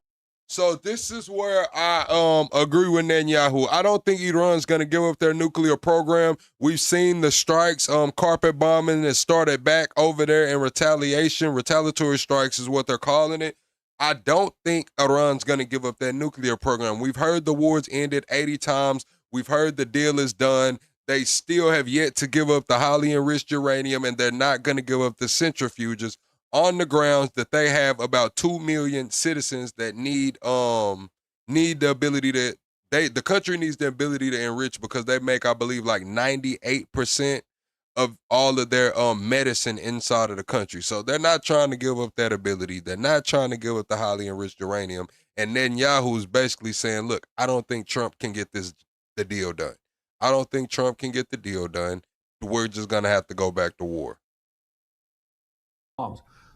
He believes that he can do this through negotiations. Do you? And various pressures. Look, I have my doubts, but I think he should be given the chance, and he's, trying to achieve that. It remains to be seen. But I have said, and by the way, I think President Trump has said too, that deal or no deal, I certainly will not let Iran have nuclear weapons, and that is also the president's position. You said ABC, NBC, CNN are all run by the left wing. Who owns them, though? Who owns those companies? Are the owners of those companies left-wing billionaires? Not talking about who's up there talking. Who owns them motherfuckers? In 2015, I was there. I remember that you came to the U.S. and spoke to Congress over the objection of President Obama because of your opposition to that Iran deal, the JCPOA. You specifically mentioned the deal's sanction relief in that speech. What's different about now? I think Iran, look, our combined action, the U.S. and Israeli action today destroyed, I think the lowest estimates are $400 billion of the regime's infrastructure. And some say as much as $750 billion or even $1 trillion. So I think what is being discussed now are very small numbers. Admittedly, any number is a high number as far as countries like Israel and others see it, but it's not going to allow Iran to reestablish itself. The question remains, at the end of the negotiations, if there's a deal struck, then you have to see, does the deal actually meet the main goals? The most important one being ending Iran's nuclear program, taking out the enriched material, dismantling the enrichment sites, and there are other things that have to do with proxy warfare and ballistic missiles. If it achieves that, then yes, Iran will get sanctions relief, and that would help the regime resuscitate itself. But I don't see that happening yet, and I hope that the president will do exactly as he promised to do, to make sure that Iran does not have a nuclear weapons program. The issue of supporting Israel as a Jewish state and just U.S. support for Israel overall, they have become a central issue in American politics, really a litmus test right now in Democratic primaries here in the U.S. I want you to listen to how the mayor of New York City responded when he was asked if he supports Israel as a Jewish state. I've said time and again that I support the state of Israel as a state with equal rights. I believe that any state that preferences... But as a Jewish state is the question. I think any state that privileges one religion over the other is one that I can't tell you I support, whether it be Israel or Saudi Arabia or anywhere else. And a lot of that comes back to a fundamental belief that we should all be considered equal no matter what our faith is. Your response? Well, he conveniently forgets that the only democracy in the Middle East is Israel. 20% of our citizens... I'm not gonna lie, chat, like, every time I get into this shit and we get to seeing this shit, it's like, damn, bro, like, are in fact... What happened to the establishment clause? Like, nobody gives a fuck about that. Like, are we showing favoritism to one religion over another right now? Like, are we showing favoritism? Like, what happened to the establishment clause? Muslims. They're not Arabs, but they sit on the Supreme Court. They're in the Knesset, our parliament. They share every walk of life. That's the only place in the Middle East where you actually have this equality that he's talking about. But he has supported, or his supporters have supported Hamas, these people who murder people, who beheaded our men, who raped our women, and then murdered them. Burned babies alive and so on. He said, the river to the sea, he supports them. This is not mere cynicism. I mean, it's ridiculous. It's absurd. There are always imperfect democracies. Israel is an imperfect democracy. The United States is an imperfect democracy. Why? Because we live in the real world. But it's 100 times better than these dictatorships and these horrible tyrannies that Mamdani and his supporters support. So yeah, I stand completely with the Jewish state, the democratic. Now listen. I'm not just a Mamdani fan, but Netanyahu, bro. I think you need to stay over there, man. You got a lot going on in the Middle East, bro. Like, you're fighting a 7-front war. You're talking about Turkey and shit, man. Like, the fuck you got to do with Mamdani in New York, bro? Like, come on, bro. Netanyahu, you got your hands full over there in the Middle East. Leave this shit over here alone, man. Leave this shit alone, man. Jewish state that fights for its life, but we also protect so many others by fighting these barbarians who have no qualms whatsoever to murdering their own people and trying to terrorize everyone else. Some American Jews in Congress who support Israel and support what you just said say that a lot of the actions by you and your government are making Jews in the United States unsafe. Congresswoman Haley Stevens, she's running for Senate in Michigan, said Benjamin Netanyahu has made us less safe. He has frankly put Jews in an uncomfortable position across the country. Have you? Well, it's made her uncomfortable because she can't stand up for the truth. She's trying to probably excuse anti-Semitism. You know, she's not. I just want to explain. She's somebody who supports Israel. Come on, Netanyahu. We need some accountability right here, Netanyahu. Come on, Netanyahu. Don't do that, man. We need some accountability, nigga. We need some accountability, Netanyahu. Straight up. Come on now. Come on now. We heard Marco Rubio say you had the imminent threat, man, and all you had to do was say, shit, I got it popping, man. If she feels unsafe in America, I do apologize. I got it popping. I had to. I would much rather hear him say some shit like that than get the deflecting, bro. All he had to do was say, hey, man, shit got a little hot over here. Iran was trying to get the nukes. I got this shit popping. I'm sorry it affected you. That's all he had to say. Watch him deflect. Probably excuse anti-Semitism. You know, She's not. She's. I mean, I just want to explain. She's somebody who supports Israel. She supports funding Israel, which is diminishing big time among Democrats and even some Republicans in the United States Congress. Well, let me tell you, we track the support, and I'm obviously concerned when people raise that. And I've looked at the Gallup polls. Okay, and they're very interesting, and other polls. And you see the decline. What's up, Carlos? What's up, Mama Money? Okay? And it's years before. Oh, we got the OGs in here tonight, man. What's up, Muffle Moose? We really got the OGs in here tonight. We got Michelle in here, Muffle Moose, Mama Money. We got the OGs in here tonight, man. Carlos, we deep, chat. We 6 subscribers away from 49,200, man. Let's get the 49,200 subscribers. Also, everyone, double tap the screen. I need y'all to help me get the likes up. Several years before the Gaza war took place. What's up, Delphine? And you ask, why did that happen? Well, the one correlation you see, which is almost a perfect correlation, is the penetration of TikTok and other social media in the United States. And as the penetration increases, the support for Israel decreases. And let me tell you something else. The support for America decreases.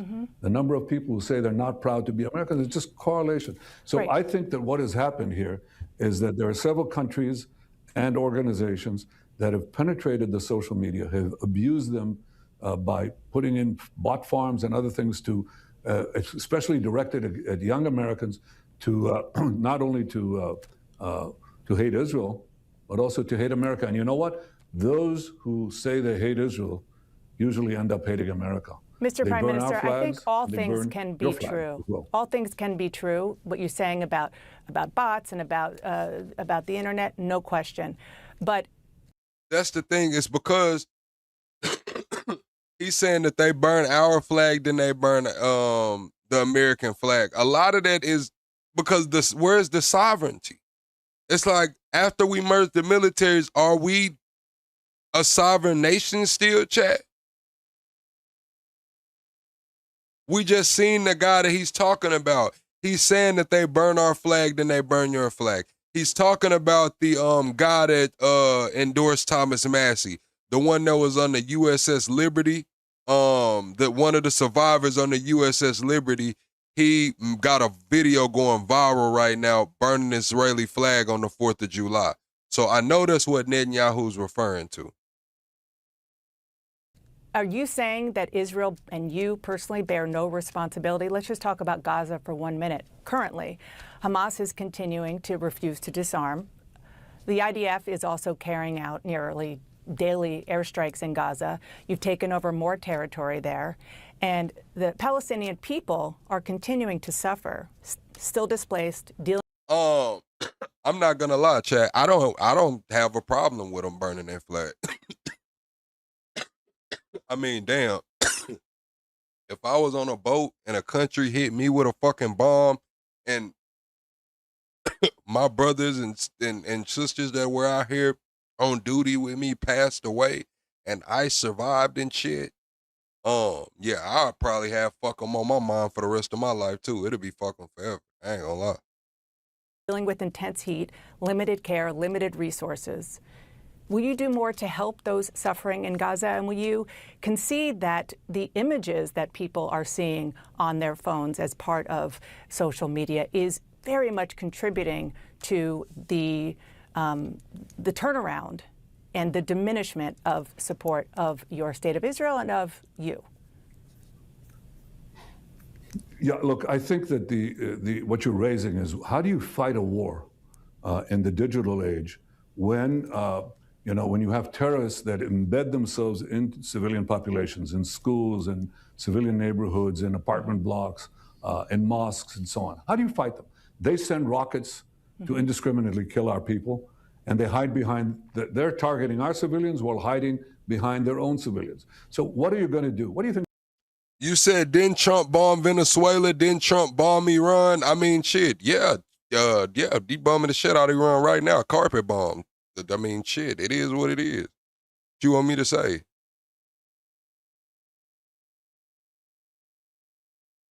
You act like I'm saying something different. I'm saying that this soldier was on the boat, the USS Liberty. It got bombed, and now he's burning the flag. I mean, shit.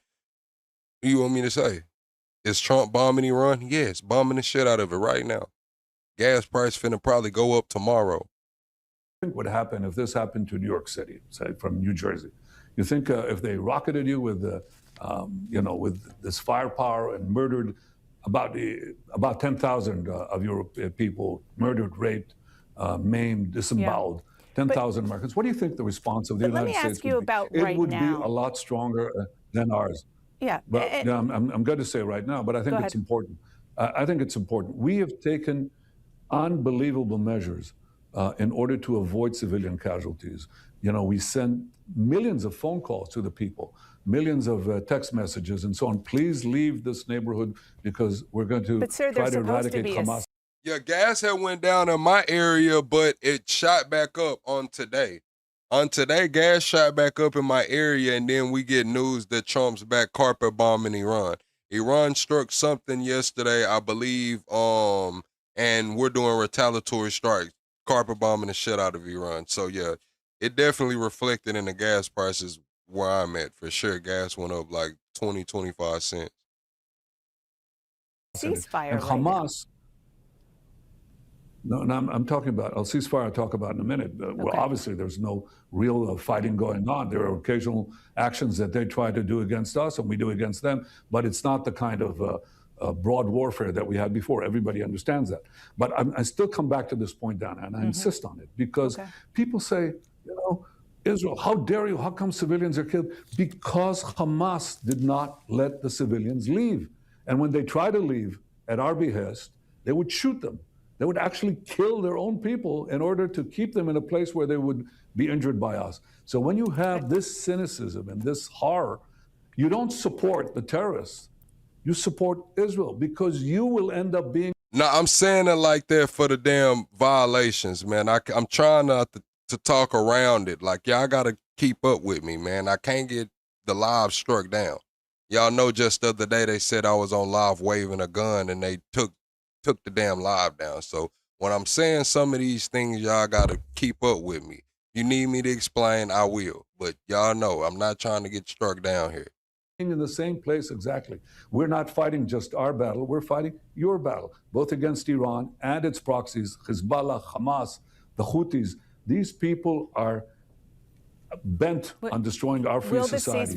And will the they're bent ceasefire on take hold and be successful? Using the media for that end.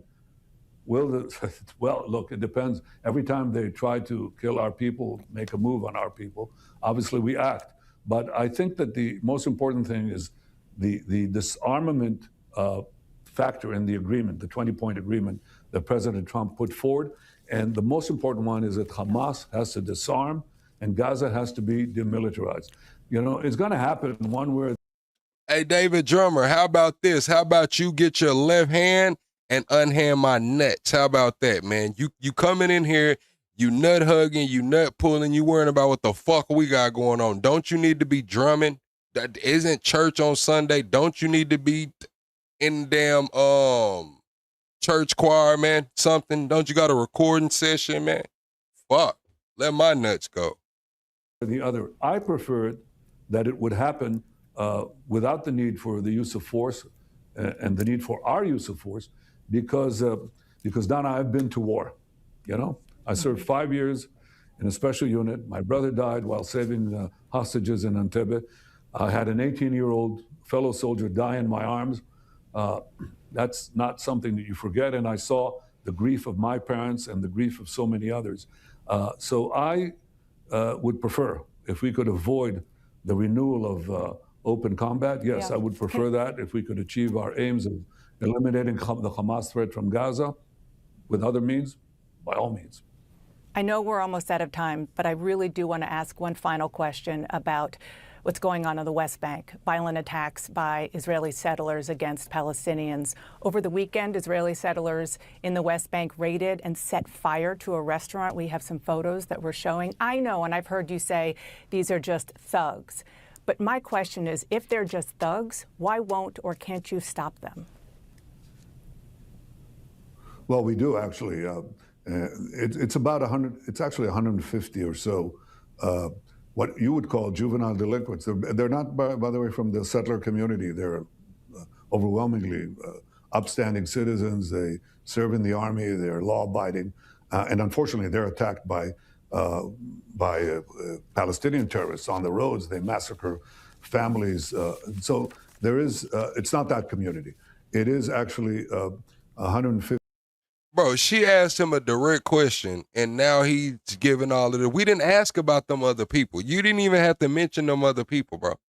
She asked you what the fuck going on your side of town with this shit, man.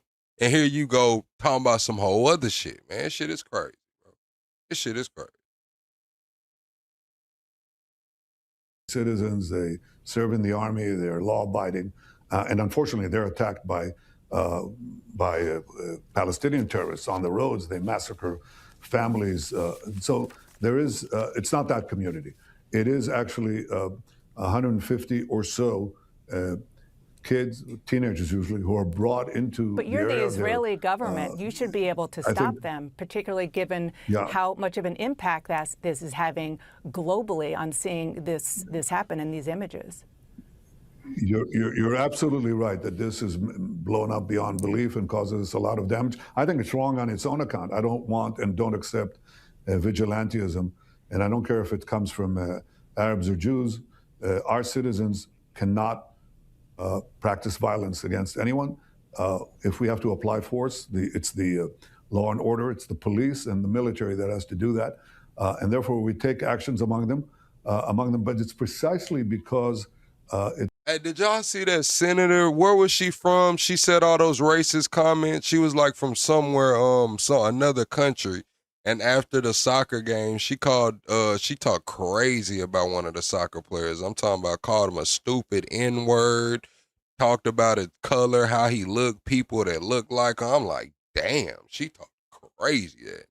It's such a tightly knit group that acts according to, they try to skirt the law. And when we bring them to the courts, our courts are very lenient. I don't know why, maybe because they're young. And I've said that we have to challenge that. And I will not, I don't accept it. But I want to put that in perspective. It's not the settler community because the settler community condemns them. It's not the people of Israel because we condemn them. It's not the government of Israel. It's I would say, a violation of basic norms of our country. We don't accept it. I don't accept it. Okay, and I do have to let you go, but you are. Yeah, let's let Netanyahu go because he ain't talking about a motherfucking thing. I ain't gonna lie, Netanyahu didn't say too much of shit, bro.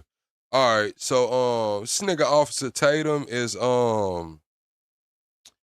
he's covering the Charlie Kirk trial. He's at the trial right now.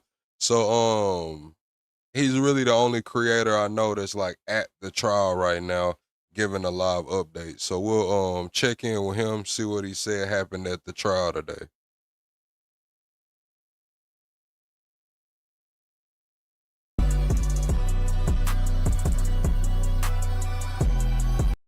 You won't get me with that music, nigga. The way the Charlie Kirk trial is going or not, whether you believe conspiracies or not, ask me any question. I'm going to take the next 30 minutes of this show to answer all of your questions. And make sure. Oh, chat, can everybody hit the like button for me while we switch these segments? Everybody hit the like button for me. We're 25 likes away from the next like goal. We have to hit the like goals. We're also 3 subscribers away from 49,200. Also, if you send in any questions or comments you have, be a super chat. They will be read out loud. Grab a membership. Those questions will be read out loud as well. Please support the channel by giving it a like and a share. Share it to the last person that you text or the last person you talk to.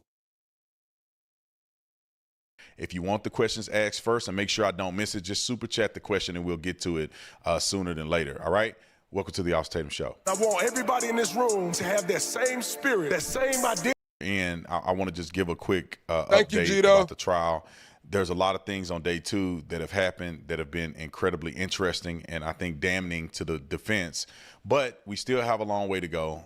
So I did see a little quick short that he put out earlier, or not a short, but like a 3-4 minute video. He said that the prosecution released new video that shows Tyler Robinson climbing on the roof, setting up the shot, taking the shot, and exiting the roof if that was Tyler Robinson. But he's saying that they showed him multiple times on campus. He's saying that the police pulled them over at like 12:30 midnight one night, so they identified him with the car and used that to backtrack. So we'll see. I don't know, man. There's still several days left. There's more evidence. The defense is going to bring witnesses, and they're going to have an opportunity to challenge the probable cause statement from the state. Right now, I believe the state is meeting their burden of proof on multiple levels, but obviously I'm not the judge and I'm not making that determination. But some of the things that happened today, Yeah, so this is pre-trial. They got to show the burden of proof. I'm just going to be honest. This shit is going to trial. Like, bro, I don't even know why they needed a grand jury for this shit. Like, let's be honest, man. We know what they finna. I guess they're trying to see what all they're going to charge him with. I don't know. as a quick update, is that they were able to enter the video into evidence in this case where Tyler Robinson was on campus 4 times, 2 in. Yeah, I think he was a passee too. I think him and that other guy, the old guy, I think they were both passies. I do think the microphone exploded, went through Charlie Kirk's neck. I do think that they burnt down that factory in Tennessee and unalived all the workers to cover it up. Allegedly, that's just me on GTA. But we're gonna hear what Officer Tatum said actually happened in court because he was actually in the courtroom. In the morning, one during the shooting where they observed him actually take the shot and run and jump off the building, and another one was at 12:30 a.m. on the 11th, which is the next day, early morning, where he was pulled over on a traffic stop, and they also had he made contact with law enforcement. They also had ring cam footage of him there. So that, to me, or to anybody with common sense, debunks the idea that Tyler Robinson wasn't even on campus. Another thing that I think that was solidified was some of the evidence that was presented. But we'll get to some of this other stuff here soon. But I got my first question that we have that people have been asking, and I'm here to answer as many questions as I can within 30 minutes. Ask me whatever you want. I don't care how silly you think it is. I don't care how combative it may be. I'm going to do my best to answer it. In my opinion, thus far, based on all the evidence that we've seen, that Tyler Robinson was the one that took the shot, and Lance Twiggs, being his boyfriend and roommate, had knowledge of what happened, which is why Lance Twiggs got partial immunity, and his testimony is going to be used against Tyler Robinson in the very court hearing. So now they're saying Lance Twiggs, the boyfriend, everybody remember they was like, oh, the boyfriend just went missing. Nobody's talking about him. What happened? Well, Officer Tatum just said he got partial immunity. So that's why the alleged furry boyfriend disappeared for however long. And everybody was like, what happened to him and shit. Now we find out that he's getting partial immunity. What is partial immunity? I don't fucking know. I only know about immunity or not. I don't know what partial immunity is. I guess he's immune to certain charges. That we're here for today and the rest of this week. The next question, do you think that there were multiple decoys wearing maroon shirts on campus to misdirect shooting suspect? I'm not sure. At this point, the evidence has not been presented that way. The defense has an opportunity to bring witnesses. They may bring this up, and if they do, we'll talk about it. But at this point, there is no indication that there was some intentionality in multiple people wearing maroon shirts to throw off the shooter. There's no evidence that there was multiple shooters. Those things have not been brought up in court. They've not been challenged by the defense. They've not been brought up by the defense, and you name it. So I don't have a reason to believe that there were other decoys that could have been staged in order to divert them from the shooter. And let me just give you this as an example. the thing that dispels all of that is the fact that Tyler Robinson turned himself in. If you are going to use distractions, meaning that other people are coordinating the effort so the shooter can get away, the shooter don't then turn himself in without the police even knowing who he is. So I think that kind of dispels that. But there's a lot going around him turning himself in too. We know that they said that it was the retired cop that turned him in, and he was, I don't know, bro. It was a lot going into Tyler Robinson turning himself in. Idea that there was some coordinated effort. All right, Brooke, thank you so much for the super chat. Do you think that he will make a plea before Twig's video is shown or before the week is over? Isn't defense basically just trying to keep him from getting the death penalty? Well, I don't really know exactly what the defense is doing. I would argue, if I had to guess, I think the defense is trying to fight for him not to get the death penalty, because I do not believe the evidence is going in their favor whatsoever so far, and even in the future, because they still are going to have to show that his parents identified him and assisted in turning him in. Then they have Land Twig's testimony, which whatever that is going to be insane, because he took partial immunity. You don't get partial immunity unless the things that you say could put you in jail. So if the things that Lance Twiggs could say could be incriminating to him and could potentially place him in jail, you know the stuff he's saying about Tyler Robinson is probably going to be outrageous. But when it goes to the plea, I don't think, and I would not recommend them making any plea deal until the probable cause has been established, because you wouldn't necessarily plead to something that hasn't been proven. And right now they haven't. The judge has not given the deliberation of whether or not probable cause standard has been met in this case.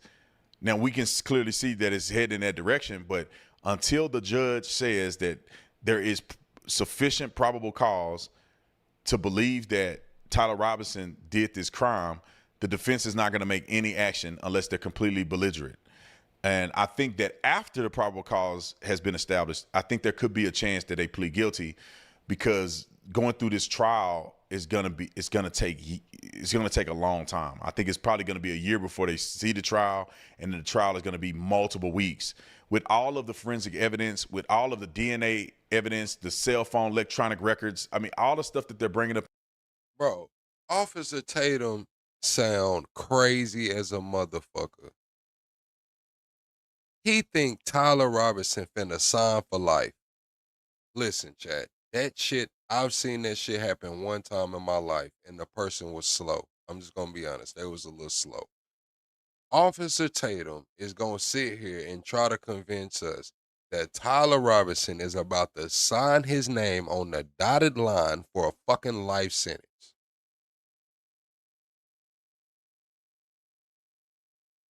No chance of appeal. Once you sign for life, you have no chance at appeal. You think this man is about to sign for life? If he makes it through this grand jury and they take the death penalty off the table, he's finna ride this shit the fuck out. What else does he got to lose other than the death penalty? As long as the death penalty's not on the table, he ain't got shit else to lose. Why the fuck would he sign for life? And probable cause, they're going to have to. You said, why wouldn't he sign for life? For multiple reasons. You sign for life, your ass has no right to an appeal. It's over with. You sign for life, your appeal chances are done. That's why. Guilty or not, you sign for life, your appeal is done. It's over with. Ask 20, 30 witnesses, and that's going to take months. And when it's on your dime and the state isn't paying for your defense, you're talking millions of dollars in defense funding. So I think that probably could be a contributing factor. Another super chat from Julie. Thank you so much for the super chat. Where do you think the defense is going with the DNA evidence? Thanks for doing this. You're awesome. I appreciate that. This is the mindset. When you're getting offered something, the death penalty's off the table, if it is. I'm not saying it is in this case, but let's just say the death penalty's not on the table. The max they can give you is life. You know they just offered you life. Why the fuck would you sign for that when you know that's the max they can give you? Even if he goes to trial and loses, they're still going to give him life. So why you're going to have to give me life? I'm not about to sign up for that shit. Because if I sign up for that shit, I lose my right to an appeal. If you place that on me, you give me life, I can still have a chance at an appeal. Why the fuck would I? That shit don't make no sense. I'm finna sign on the dotted line for life? Crazy. The trial, man, I was kind of confused where they were going. I think what they want to do is to question the sufficiency of the DNA evidence overall, which then makes me think they may try to introduce the idea that the DNA from the staircase is inconclusive, which means that it could be somebody else that was in the stairwell that could have gone onto the roof that is not, in fact, Tyler Robinson. And they want to question the DNA because you got to think the defense knows all the evidence that the prosecution has. So they're preemptively trying to discredit the prosecution because the prosecution is going to go in a certain direction. So I think they're also trying to discredit the evidence to suggest that the evidence could have been planted by somebody else other than Tyler Robinson. And I think the prosecution is trying to show, and it's just my theory, the prosecution is trying to show that these items of evidence not only has Tyler Robinson's DNA, but it also has Lance Twiggs' DNA, which means that the items could have originated from his house and it couldn't have been externally planted by somebody else that just so happened to have Tyler Robinson's DNA. So I think they're trying to draw all these things together because Lance Twiggs might actually testify that the towel came from the house and that the screwdriver came from the house. And also, Lance Twiggs could have inadvertently prepared some of these items for Tyler Robinson, and that could have, caused for an issue. And that's why I think they were trying to debunk the DNA evidence. Do I think that they're doing a sufficient job of doing that? No, I do not, because this is still a probable cause hearing. And so as long as the evidence is reasonably admissible, then the judge will see the evidence and it won't detract from a probable cause statement. All right, Super Chat from Raz. Thank you so much for Super Chat. All right, so right now they're going through the grand jury. They're determining whether there's enough evidence to formally charge someone with the crime before the trial begins. Grand jury is a panel of citizens tasked with reviewing evidence presented by a prosecutor to decide if there is probable cause to bring criminal charges, known as an indictment, against an individual. Unlike a jury trial, a grand jury does not determine guilt or innocence and only decides whether a case should proceed to trial. So I guess they're about to see everything that they're going to charge this man with. What do you think the defense will be considering? He confessed. Okay, it moved. Can we move it up a little bit? I think when you write something in the chat, it moves. He deleted it. Can you put that super chat back up there? You condemned what she said. What do you think CO motives are? I know you veer away from vilifying her as she was yours and Charlie's friend. I don't. So they ask him directly about Candace Owens. Because Officer Tatum and Candace Owens have very different opinions on this case. Officer Tatum thinks it's a slam dunk. Tyler Robinson did it with the help of Lance Twiggs and others. Candace Owens thinks that it's a lot more to the story, all the way to a bunch of different angles she's looked at it. I don't know what Candace's motives Thanks, are. Adam. I cannot speak to Candace's motives. When I talk to Candace about the scenario, she comes across as believing what she is saying. I think that it would be conducive if Candace Owens and I got on a live together or did a show together and we had a cordial conversation about all the things that we both disagree with each other on. I think that'll be sufficient to do so people quit asking both of us the question of, what do we think about this? I disagree with the depiction of Erica Kirk.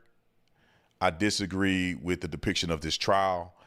Based on my training and experience and my exposure to evidence, I do not see there being any factual basis to believe that somebody else other than Tyler Robinson did this. And that he wasn't on campus or that Israelis did it or Charlie. Y'all think he got the shekels, man? Y'all think Officer Tatum got the shekels, man? I did just see him getting in a Ferrari. I know he worked hard. He got 3 million subscribers. I know he can afford a Ferrari, but I'm just saying. Erica did it. I don't find any factual basis, so I disagree with her on that. But I do think that one day her and I should sit down and have a conversation, maybe as a guest on her show or she come on my show to kind of talk about these things, because I think this is going to keep coming up. But thank you for the question. I really appreciate it. A super chat from Laker fan. Sorry to hear that. No, I'm just playing. How come Carmelo Anthony Laker fan, hold on, bro. Is that Laker fan that be in here, bro?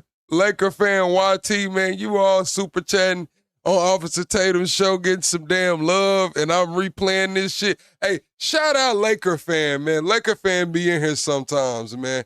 Shout out the Laker fan all on Officer Tatum's show, man. Hell yeah. was sentenced so quickly, but this case is taking so long? Well, here's the difference between the Carmelo Anthony case, which was a trial, and this is a preliminary, it's a preliminary trial, or what they call pre-trial, probable cause trial. They are going to have to establish probable cause. Well, one is because this is in Utah and that one's in Texas, and they're not playing around in Texas. I believe that the judge is trying to be incredibly sensitive to making sure his I's are dotted and his T's are crossed, because this is probably the most high-profile case that he will ever do, and it is one of the most consequential cases that he will ever be involved in. So I think that he's allowing testimony, objections, cross-examinations to be prolonged so he can make sure that there is no question as to his fairness in this trial. And that's why I think it's going on so long. And let me explain this too. You guys got to understand the level of evidence and details that are involved in the Charlie Kirk's assassination versus Carmelo Anthony. The Carmelo Anthony situation was a spontaneous act of violence that occurred at a track meet between two people that were both known at the time of the conflict. And there were eyewitnesses. They had the kid in custody immediately after the incident happened. There is not as much evidence. In the Charlie Kirk trial, you have a person who fled the scene, who left evidence behind. There was an assassination. There was other motives involved, political motives. You had handwritten notes. You had confessions. You had parents involved in turning him in. He admitted to, well, he didn't admit to doing the crime, but he took responsibility for doing the crime by turning himself in. I mean, you have 3,000 people who are potential witnesses on this case. You have video evidence from Charlie Kirk's contracted team. You have so many things going on. You had the potential for them to have to expedite DNA, so that the federal government is involved, the state is involved, the county is involved.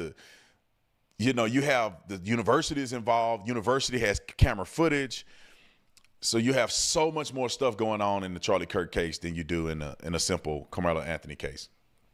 All right, super chat from Raz. Thank you so much. This is the one that we ended up skipping on accident. What do you think about what do you think the defense will be considering? He confessed to multiple people and turned himself in. I personally think that the defense is only trying to get him off of the death penalty. His defense team is being funded by the... And that's what I'm saying, Officer Tatum. If they drop the death penalty, why the fuck would Tyler Robinson sign for life? Even if he got to ride this shit out with a public defender, he's not going to sign for life because it could get greater later. He could get a chance for an appeal. That's why I'm saying he's like, oh, he's not going to want to drag this out. He's just going to want to, man, they ain't going to offer him nothing less than life. The fuck you mean? They not finna offer him 40. They not finna offer him 50. They finna offer him a L. A L. They finna get out for that boy like, man, a L. It's all with. State. And so he does not have to foot the bill. So they have a specific budget. that has been allotted to him to hire his own defense, and that's what they're doing. And I believe that they're going to exhaust all the money that's presented to them in order to defend him as much as they can in this probable cause hearing. This is the most consequential part of the trial at this point, is probable cause. Because if the state cannot prove or demonstrate that there's sufficient probable cause to even take this to trial, there is no case. Man, he take this shit to trial, bro. He take this shit to trial and lose with the public defender. The internet may fuck around and pay for his appeal, bro. I'm just gonna be honest. If they go to trial and all of this funny shit is going on at trial and they smoke his ass and give him an L, the internet will fuck around and pay for his appeal, bro. Straight up. Case, Tyler Robinson walks home and be with his boyfriend again. That's what's gonna happen if there's no determination of probable cause to proceed to trial. And so that's why this is consequential. And I think they're going to pull out every stop that they can to avoid the judge determining probable cause. Because once they do that, with the amount of evidence that's being out there and presented, I think he has no chance at trial. And that's just my opinion. Okay, because it's already some funny shit. They said it was a holster. They said it was a holster that was dropped and nobody picked up the holster.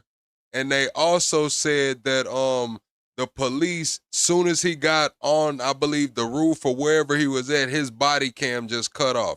Like 27 minutes into his damn shift, the body camera just dies on that day. The biggest day in fucking years. His body cam just died. So it's already some funny shit going on. Let's go to the next. What does DNA evidence on a towel and screwdriver matter? Could that be planted? I think that's why it matters, is that the DNA evidence on these items will determine if they were planted or not. And the multitude of different DNA on these items could determine if somebody else was involved in this case, not only Tyler Robinson. At this point, the only evidence that they have is Tyler Robinson and Lance Twiggs. So that would eliminate a third party or somebody not already being investigated as a part of planting evidence or contaminating any of this evidence. So I think that's why the DNA is incredibly important, not only to prove that Tyler Robinson was the one that touched the tile. What's up, Lau? Which is seen on the person running from the roof. But not only that, the screwdriver, which will put Tyler Robinson on the roof, if his DNA is on a screwdriver on the roof as the primary DNA source. And then it also, the gun and all the other things, when you put the whole case together, having his DNA on all of the multitude of things will point in a direction beyond a reasonable doubt that he was the suspect. So that's why it's important. If they do not have DNA, sufficient DNA, then it is open to... If they do not have sufficient DNA, it might not matter. We seen how they smoked Tory Lanez ass. Man, they smoked Tory Lanez. No DNA on the gun, man. Smoked his ass, bro. So that shit don't matter either. Whether the DNA is on the screwdriver or not, if they want to smoke Tyler Robinson, they finna smoke him. Tory Lanez, they said, man, there wasn't none of his DNA on that gun. Smoked his ass.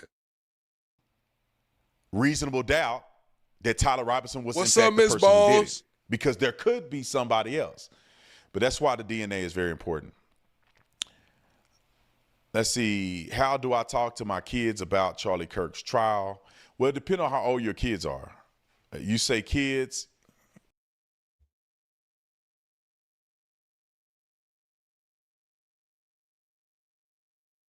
Bro, the internet is really interneting right now, bro. Somebody just paid a fucking super chat to ask Officer Tatum, how do I talk to my kids about Charlie? About the Charlie Kirk trial? Man, listen, I think you got some other shit to be worried about than how to talk to your kids about the Charlie Kirk trial, bro. Like, what the fuck is going on with people?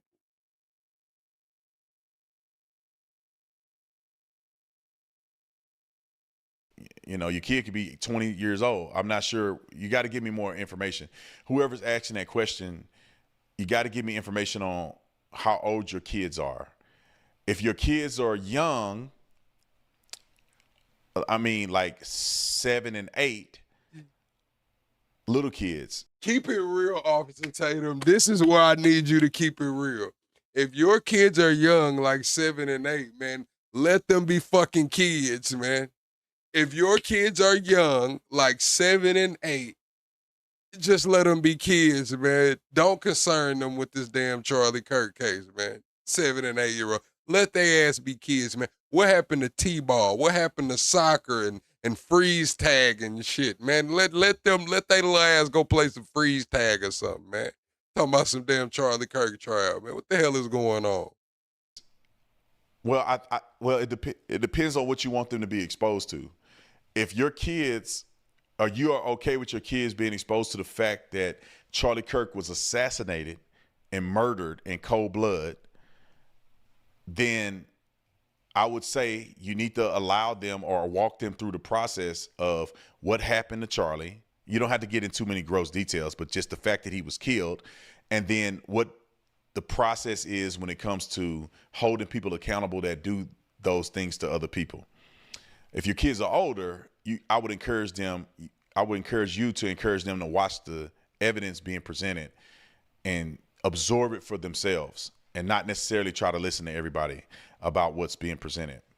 But hear commentary, but also verify on your own because it's public. Let's see. Twins24, thank you so much for the super chat. Way to show up when it really matters the most. I was very happy to see you there. Love your content. P.S. Candace Owens. All right, man, let's get him up out of here, man. We finna get into this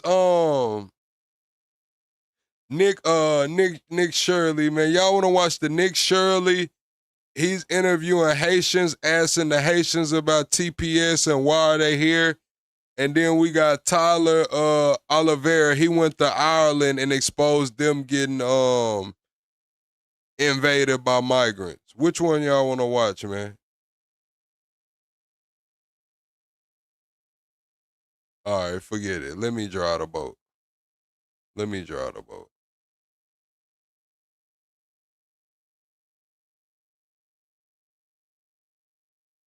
Let me draw the boat. Look at Officer Tater, man. I paused the picture right there, man. It's crazy how I paused the picture right there in the chat.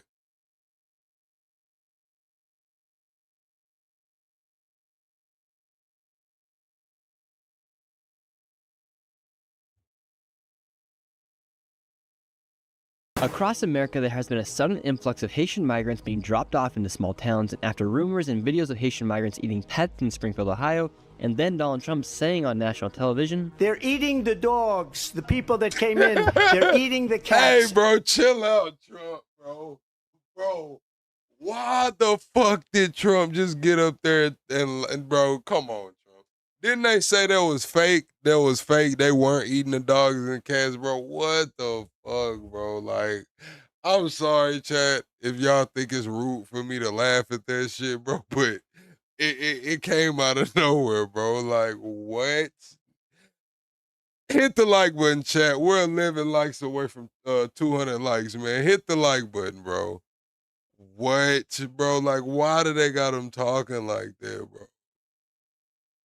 Oh my.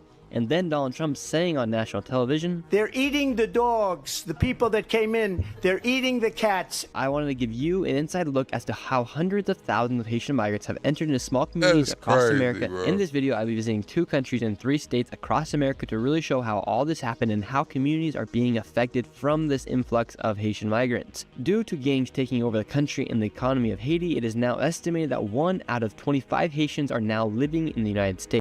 And bro, y'all can't act like it's fucked up either, because y'all been saying that about the Asians for years, man. Every time y'all ride past the damn buffet, y'all got something to say about some dog and cat. So don't give me that shit. Don't give me that. Every time you ride past the buffet, you got something to say about that cat on the stick, man. States, and it has been proven and admitted by the current government that they have flown in over 400,000 illegal immigrants into the country using the CBP One app. And most recently, in a small town in Pennsylvania with a population of around 4,000, they received over 1,000 Haitian migrants that suddenly appeared in the city, and it is now just coming out in the news. They let in 3,500 Haitians. The place looks like a nuclear bomb. In the main street in town, I found some of the Haitian migrants that had set up their own stores, and I tried to speak to some of them, but none of them spoke English. I'm going to be honest with y'all. I don't know what they be putting on that stick in them Chinese restaurants and buffets, but I get a bunch of them motherfuckers, boy. I ain't going to lie. If it's cat, they perfected that shit. I get a bunch of them damn shish kebabs, them damn sticks, man. Hey, man, I get a bunch of them bitches. We're down here in downtown Charleroi. What's interesting, we just walked in this store right here. 3 Haitians, none of them speak English, but then if you come to this street right here, what's even more interesting is this one says Virgo by Western Union. Western Union is a way for people to send money to other countries, and so what they are doing is they have all these shops that are set up here where they're able to make money here inside the United States and then go to a place like Western Union and send that money back to their country in Haiti. And this is another store here on the main street where they can transfer money over to other countries like Haiti. How long have So y'all don't eat the chicken on the stick or whatever's on the stick. So when y'all go to the Chinese spot, the buffet or something, y'all just bypassing the sticks. Y'all leaving that shit right there. Y'all lying because they always gone. I be having to wait on them. Y'all lying. Y'all somebody in there eating the motherfucking sticks because I be having to wait on them. Y'all lying, bro. you been here for? I have 2 months. ¿Y cómo llegaste aquí? ¿Cómo llegaste aquí? Con visa. Con visa. Yeah. Pero aplicación CBP1. Esa cosa un poquito personal, disculpe. No puede responder ese tipo de palabras, pero es un poco personal. Cuando llegaste aquí en avión a los Estados Unidos? Aquí sí, con avión. Gente que habla dice que aquí tiene tanto palabra, dice que los americanos no quieren ver los inmigrantes que viven aquí. ¿Es la verdad que el gobierno les da dinero? Or are they giving like physical cash? Man, we finna get Nick Shirley the fuck up out of here, man. Let's go to this Tyler over here, man. We finna get Nick Shirley the fuck up out of here, man. Nick Shirley, it's a little slow motion right now over there, man. It's a little slow motion right now, man. We finna get to this nigga. This is Ireland, where migrants fresh off the boat live like royalty in castles funded by the taxpayers, while the local Irish can barely afford to pay rent. One of my neighbours was sent out of his house, and you know who was put in his house? And he was sent down to the social house, an Arab or something like that. Who are getting homes upon arrival. But like, do you want me to be honest and say foreigners? I don't know where they're from, they're just black. With over 23% of Ireland's population foreign-born, driving the already unaffordable housing costs even higher, as homelessness also hits record highs, how did this tiny 5.4 million person island become a hotspot for migrants and asylum seekers looking for handouts? How much charity does Ireland have left to give? Violent demonstrations broke out near Ireland's capital Dublin on Tuesday night, with as many as 2,000 protesters clashing with police. They're outside the City West Hotel in Sagat, being used to house asylum seekers, one of whom, a 26-year-old African man, was charged in connection to an alleged sexual assault on a 10-year-old victim in the area. Country's ruined. We have no culture left. The Irish went abroad. Yeah. They were looked after, so why not we look after them? Ireland is for the Irish. Get all these out of here. If you eating a Chinese buffet, you ate insects too. What's the insects? The little asparagus and shit? That asparagus is a little crispy. The asparagus at the Chinese restaurant, it's like it don't be all the way done. Are you saying that's the insects, man? What's that, a grasshopper? Why would you want all the same type of people in one place? It's boring. It makes the DNA stronger. Before we go infiltrate the lavish estates migrants are living in on the taxpayers' dime, and go see how this new diversity has penetrated even the quietest of villages in the Irish countryside, I met up with fellow YouTuber Luke from Two Matic. Man, I ain't got nothing really to say about Bulletproof right now, OG Yosemite. It really ain't much to say about Trump right now. I mean, he spoke at NATO. You know, they had little clips and shit. I mean, there really ain't nothing to say about him right now. Explorers, an Irishman born and raised in Dublin who left the country as the cost of living became insanely unaffordable. Let's go explore Dublin city center and ask the new Irish where they're really from. Where are you from? No understand, no speaking. Okay. English? No English? You can speak English. Excuse me, a little English? A little English. Where are you guys from? I am from Pakistan. Pakistan. Hey, Dizzle, you talking about squirrel on a stick? I eat squirrel, for real. I don't know what the hell y'all thought was going on. I eat squirrel for real. Squirrel dumpling, shit. Little fried squirrel, hey, man. Know what the hell you thought this was, Drizzle? Put that squirrel on a stick, man. I ain't tripping. Palestine? I'm from Ukraine. Chile. Like, I'm Irish. From Algeria, Tahir Harras. Okay. I'm from Sierra Leone. I'm Algerian. Bangladesh? Me? Yes. Originally Bangladesh. I'm from Pakistan. India. Brazil. No? Yo vengo de España. I'm from Brazil. I'm from Nigeria. I'm from India. Afghanistan. I'm from Pakistan. I'm Afghan. I grew up in Sweden, bro. If Afghanistan were to go to war with Ireland, who would you fight for? Tough question. Oh, bro, it's very difficult, bro. No, inshallah, didn't war. Inshallah, Ireland, India. Okay. Inshallah, I met dua. I can't choose, bro. Okay. Probably Afghanistan. Okay, I respect your honesty. But maybe Ireland, I don't know. But hypothetically, who would you fight for? Fight is only Israel. Only Israel. Israel fight, everybody Israel fighted. This is kind of the hotspot of a lot of the demise of current modern Yeah, Ireland. this Tell me about Ireland. the demise. What do you mean by that? Irish people are ethnic to Ireland, right? We've been here on this island for thousands of years. Okay. We have a culture, we used to have our own language. To give you a short insight into what's happened, we've kicked the Brits out, and in return, we've imported Pajit, Patel, and Mohammed. What do the local Irish think about the state of Ireland Shit. right now? Are you Irish? Yeah. Could I ask your That perspective sounded a as little an racist, Irish didn't it, man? Chad? What are your thoughts on the state of Ireland right now? So you. What are the factors leading to the shidiness? The government. What are your thoughts on all the newcomers? Good or bad? I won't comment on that. I don't know, it's good. Maybe it's good. Maybe it could be good, yeah. How is life out here? We're trying to get the perspective of a woman such as yourself. I think it's good. It's not that bad. Okay. I think if you are kind and you work hard and you keep yourself. Bro, as he's interviewing this lady, bro, y'all see this dude run through like popping a wheelie, bro? Like watch this dude right here. Just watch him, bro. Like he pops a full-blown wheelie, bro. Hell no. Okay. I think if you're kind. Y'all see him in the back, just pops a wheelie, bro. Hey, niggas always gotta do the most when they see a camera come out, bro. When niggas see that camera come out, bro, they gonna do the most, bro. You keep yourself. I think it's not that bad.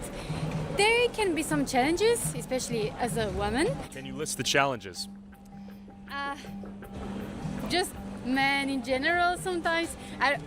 Don't get me wrong, okay? Not all are the same, but sometimes can be dangerous. Even the ladies, the women, they can be even dangerous than the men. So yeah, but I think we have to love, we have to accept others, even though like, yeah, there are different nations or like skin color or anything. Because I've got friends that are in the journalist field. Okay. They have disclosed to me information on serious crimes against women, particularly, and young children in IPAS centres, which is where they put. Bro, Chad, I've never wanted to go to Ireland. Like Ireland's never a place that I was like, hey man, I want to go see Ireland. Have any of y'all ever wanted to go visit Ireland?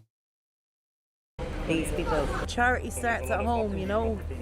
I agree. It doesn't start over in another country. I've been here for the last 19 years of my life. 20, yeah? Okay. I'm originally from Poland. And I've seen it here at the beginning when I arrived. It wasn't like that. We all know what we're talking about, bro. No, I'm not. I'm not actually racist. I am open to Irish helping the people. There is too many. Far too many. Well, there's an awful lot of foreign people coming in. We don't mind the foreign people, but they're lying about and they're not working around the whole lot. Or the country's ruined. We have no culture left. That's all I can say. Thank you so much. Ireland is for the Irish. Get out. Y'all say, yes, I'm Irish. I have a deep connection to Irish culture. That's cool, man. I just never wanted to go over there. I feel like I don't got no damn business in Ireland, bro. Like, what business? Like, I don't drink a lot of beer, you know. I just don't think I got no business in Ireland. Are you a fan of remigration? Send them all back. Deport a lot. I heard they make some of the best kebab in the world. Is that true? It's real, but it's real, but Ireland is for the Irish. How has it been to you? It's really good. Medium? It's good, bro. For me, every country is good. When you are good, everyone is good. Respect. Yes. It's been fantastic here in Ireland, yeah. The weather, the culture here, and the beauty of Dublin. It's speechless. Like it's more easy for me without racism or anything else. Less racism here. No. Good job opportunities. And mid-filming, this kind woman told me to be careful with my camera filming in this area. We're all very welcome. Expensive gear on show when you're walking up and down. I appreciate that. How is it out here in Ireland right now? Oh yeah. Good? Yeah, it's good, yeah. Is housing quite expensive? I don't know. I bought my first house when I was 23, so. If you were a youngster today, would it be challenging to put yourself in the same position you're in right now? We were just fortunate we bought when we did, but like I have kids now that are 18, so kind of what's next for them and where do they? Sure. We very much in Ireland want to own our own houses. The whole rent mentality isn't there. The rents are just extortionate. Why is the rent so high right now? Supply and demand. Where's the demand coming from? We have like a migrant workforce. Sure. We need it to survive. And is that migrant workforce used for what industries? So I work in finance, and you would see it in that. You see it a lot in hospitality. Healthcare. Healthcare, yeah. Okay. Huge. So you have an aging population that needs a migrant workforce. Is that what's going on? Yeah. And that's affecting the housing costs. It would, of course, yeah. In fact, as more migrant laborers come to Ireland, young Irish professionals are leaving the country as the dream of one day owning a home becomes increasingly unlikely. So who's really benefiting from importing these migrants into the country? But you need it in society, do you know what I mean? Diversity is a good thing. We need it. Yeah, absolutely. What are some of the benefits you've seen from diversity? Well, culturally. Food is amazing, yeah. And you can see the entrepreneurship that's there. Do you think the food is worth it? No. Not for what they bring to our country. Or what have you seen? A lot of trouble. They come over, they sitting on the streets, they're all drinking and fucking, it's not much trouble. Just mind your equipment around. Okay, so be careful around here. Especially guys on bikes. They'll snatch it. Watch out, watch out. After ironically seeing the police catch a bike thief, we then headed to Dorset Street to see even more of Ireland's new diversity. How are you? This is the worst place in the world, bro. Is it really? Yeah. Tell me more, tell me more. I live here, I know. How is it out here? Yo, what's up? What's up? Where are we at? Dorset Street, north inner city. Okay, you said scumbags everywhere, bro. What happened? How long has it been this way? Oh, man. 10 years. Okay. Close. Is it mostly Irish out here? Yeah, of course, but drugs and immigration, causes issues. Okay. But illegal immigration, not the legal one. I'm from Eastern Europe, Slovakia. Slovakia, okay, I haven't been. All my friends say it's such a nice and safe country. Compared to Ireland? Yes. Okay, and what's the biggest group that's not Irish here? Welcome to small Somaliland. Here on the street now. Yeah? Hello. Hi. I ain't gonna lie, those Somalis not going, man. Those Somalis is branching out, man. They touching down, man. America, Ireland, man. The Somalis, man, touching down. Internet cafe? Okay. After stumbling through a portal into Somalia, I found it was not a challenge to find clusters of ethnic minorities chilling everywhere. Pop in here. Where is? Oh shit, that's the ones that call that's what they would call Compared to Ireland? Yes. Okay, and what's the biggest group that's not Irish here? Welcome to small Somaliland. Here on the street now. Yeah? Hello. Hi. Internet cafe? Okay. After stumbling through a portal into Somalia, I found it was not a challenge to find clusters of ethnic minorities. Boom, dude right there. What was, damn. Hold on. Portal into Somalia, I found it was not a challenge to find clusters of ethnic. Boom. They would call him an N-word right there, bro. Chat. The guy in the black, like where he's from, they would consider him the N-word, bro. A saying N-word is what they call him over there, bro. That's crazy. They call us N-words and they call them saying N-words. That's crazy, chat. That's crazy. Minorities chilling everywhere. Pop in here. Where is everyone from? Pakistan. Shout out Pakistan. Bangladesh. Shout out Bangladesh. Okay. You know me. That's good. Yes. How long you been out here? Tell me your story now. 1 year. 1 year? Yeah. What do you do for work? I came from Portugal. I'm a student. You came from Portugal? Yeah. That's crazy, bro.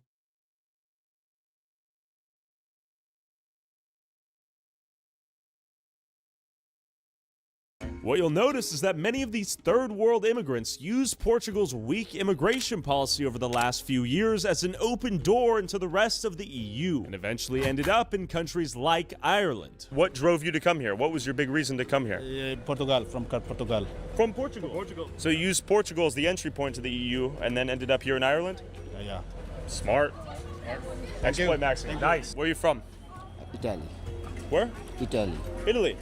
Okay, an Italian. Okay. Where are you from originally? Originally Bangladesh. Bangladesh. Do they give you any money? Just for family support. Just What do they give to you? 300 1 week. Per week. Week. So 1,200 per month. Month. Wow. Not bad. It's good. But I rent house is 2,900. For how many people? Hi. I have 5. How are you? I have For five children. 5 kids. 5 kids. How much do you get per child? Child benefit 140 1 month. So an additional 140 per month per kid. Yes. Nice. Brought 5 kids from Bangladesh to Italy to Ireland and receives money from the government. Yes. And then we met this man's children born in Italy with Italian nationality. For perspective, a census would show these Bengalis as Italians, further obfuscating the reality of Europe's actual demographics we're told to believe. But why is the government paying They is Italians, man. They is Italians. If they Italians, they born there, man. Bengalis and their 5 kids, while the indigenous Irish population can barely afford to pay rent? Or Irish, wherever they from. It's very expensive. So like I'm homeless, so it is expensive. So we're getting told that we're not getting as much help as everyone else is getting. Like the migrants are meant to be getting more help than us. Now they need to bridge the gap, and if it's not happening, they need to let the people know that it's not happening. That there's not special privileges going ahead. Oh, so you're saying that's fake news? They're not getting more help? I think it could be fake news, and I think it needs to be. It needs to be shown that it's fake news. So you don't think there's any prioritization of foreigners over indigenous locals like yourself I here? don't know. People are saying that there's a divide, but I don't personally see it myself. We'll be visiting some of the locations migrants are being housed in later in this video to see just how true this is, but meanwhile, take it from this guy who just arrived. How long have you been here? I'm just 2 weeks ago. 2 weeks ago? Yeah. And you moved here? Yeah, I'm a student here. Student. Hey, Chad, hit the like button. We got like 2 likes away. Just in a pub. Okay. 20 hours in a week. And do you get any assistance from the government while you work part-time? Yeah. Okay, how much do you get? What you said? He said, nay, nay, nay, nay, nay, nay, nay. Why, brother? Brother. A brother could speak a lot. Okay, what you said? I said, how much money do you get from the government while you're here? Why'd you say, nay, nay, nay, nay, nay, nay, nay, nay, nay, brother? He did not get anything from the government, mate. Yeah. He's trying to control you. You said you did, though, just a second ago. No, I don't know. Ay, ay, ay, ay, ay. But seemingly, these migrants I meet on the streets have no issue getting paid to live here by the government, while many Irish here like this woman share a totally different experience. Still, I'm homeless. You're homeless right now? I had to move back to my parents' house because I cannot find anywhere to live. I can't live there anymore. You're in the hospital. So she's homeless, he's homeless, he's homeless, and you're in the hospital. I'm 2 years trying to chase numbers. How the fuck is he in the hospital and I'm looking at this nigga on the street? How the fuck is he in the hospital? I'm in the hospital. Inner constitutional rights of this. How the fuck is he in the hospital when I'm looking at this nigga, man? cannot find anywhere to live. I can't afford it. You're in the hospital. So she's homeless, he's homeless, he's homeless, and you're in the hospital. I'm 2 years trying to chase numbers of a council house that I'm entitled to, because in our constitutional rights of this country, it states that every single person is entitled to their own home. Every single person on this road right now is homeless. Okay. They are from around here. We're all from town. We're all from Dublin city centre, and not one of us have a house to go to at the end of the night. And housing aside, infrastructure all over the country is being stressed due to the rapid influx of migrants. Do you think, Bro, was there a tent on the water, bro?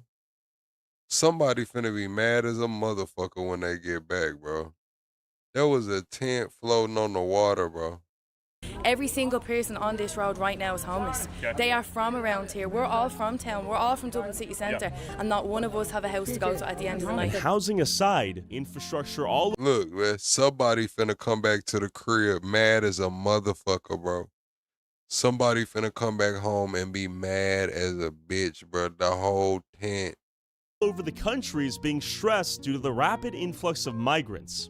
Do you think the Irish locals are being deprioritized Yes. over some of these newcomers? Yes, definitely. In what ways? Well, I've just left the hospital because there's no point in staying. Why? Be there for hours and then they send me home. I have no bus fare, nothing like that. So no, Healthcare services completely overwhelmed. it's overwhelming. I was with the guards for hours. Yep. And I just left the waiting room. Like, you know, Yeah. you're just going to be there for hours. I saw a woman who was there at 11 o'clock leaving, and I went, Is this strain on the healthcare system, is that new? When did you notice that? since the arrival of all All these people? Yep. yeah, Okay. definitely worse. I mean, they should have built up hospitals before they brought them in. I'll tell you what was really shocking. One of my neighbours was sent out of his house. Man, you talking about it was somebody in that tent. Wasn't nobody in that damn tent floating around like that, man. There wasn't nobody in that damn tent floating around like that, man. That tent would have been sagging a little bit into the water or somebody. Man, come on now, man. Ain't nobody. Man, the way that tent was moving left and right and swaying in there, wasn't nobody in that damn tent, man. And you know who was put in his house? And he was sent down to the social housing, an Arab or something like that. Now, I've nothing against them, but like that pisses me off that the dubs are thrown out Yeah. of their house and then the newcomers are brought into their houses. That's something wrong with that. And who are getting homes upon arrival? The people, like, do you want me to be honest and say it? Foreigners. Okay. Foreign people, it's nothing got to do with us. They are coming into our country. I was in a social welfare office not too long ago and I seen somebody being handed €520. Our rate of what the homeless people get here is €254. That's €30 a day. How can you live off €30 a day? I can't afford to live, and I own my own business and I work over 125 hours a week and I still can't afford what I have. I'm not a racist person of any sort, but what came into the country years ago to what has come into the country since COVID is absolutely ridiculous. What's the biggest difference in who's coming in? Somalians. I ain't gonna lie, working 125 hours a week at your own business and can't afford to live, you might need to go work at somebody else's business and try to put in that same 125 hours a week. I'm just gonna say it, man. Damn. I don't know, from Afghanistan, black, I don't know where they're from, they're just black. They're also going around pulling out themselves, most of the men around. Pulling their dicks out? Yes. What? Like playing with themselves. Masturbating in public? Yes, they are. And they don't get arrested for it. Nothing gets done. The only people that do anything about it are the people on the streets, and then they're the ones that end up in prison. Has it become more difficult to get housing recently? Well, I'm Irish Yeah. to my backbone. My grandfather, Irish. My grandmother, Irish. My mother, Irish. My dad, Irish. Me, I'm Irish. But Full Irish. how come I'm the one that's sleeping in the corner there? So that's why I wanted to ask. How come I haven't got a sleeping blanket? Do you think they're getting the priority? Migrants, refugees, asylum seekers, that sort of thing. Well, I'll tell you something. Tell me. You see, us Irish, you see, we had to emigrate. We went to America, we went to Australia. In fact, until 1996, there was more emigration out of Ireland than immigration into Ireland. But today, you can easily find every ethnic group on the planet just chilling in the streets of Dublin. Question, guys. Are we in the hood right now? Just in ghetto. The Irish ghetto? Do you want to say what's up to my camera? Who's the best? How you guys doing? Where are we at? We're in the hood? We're from Moss Street. Okay. When we hit the street,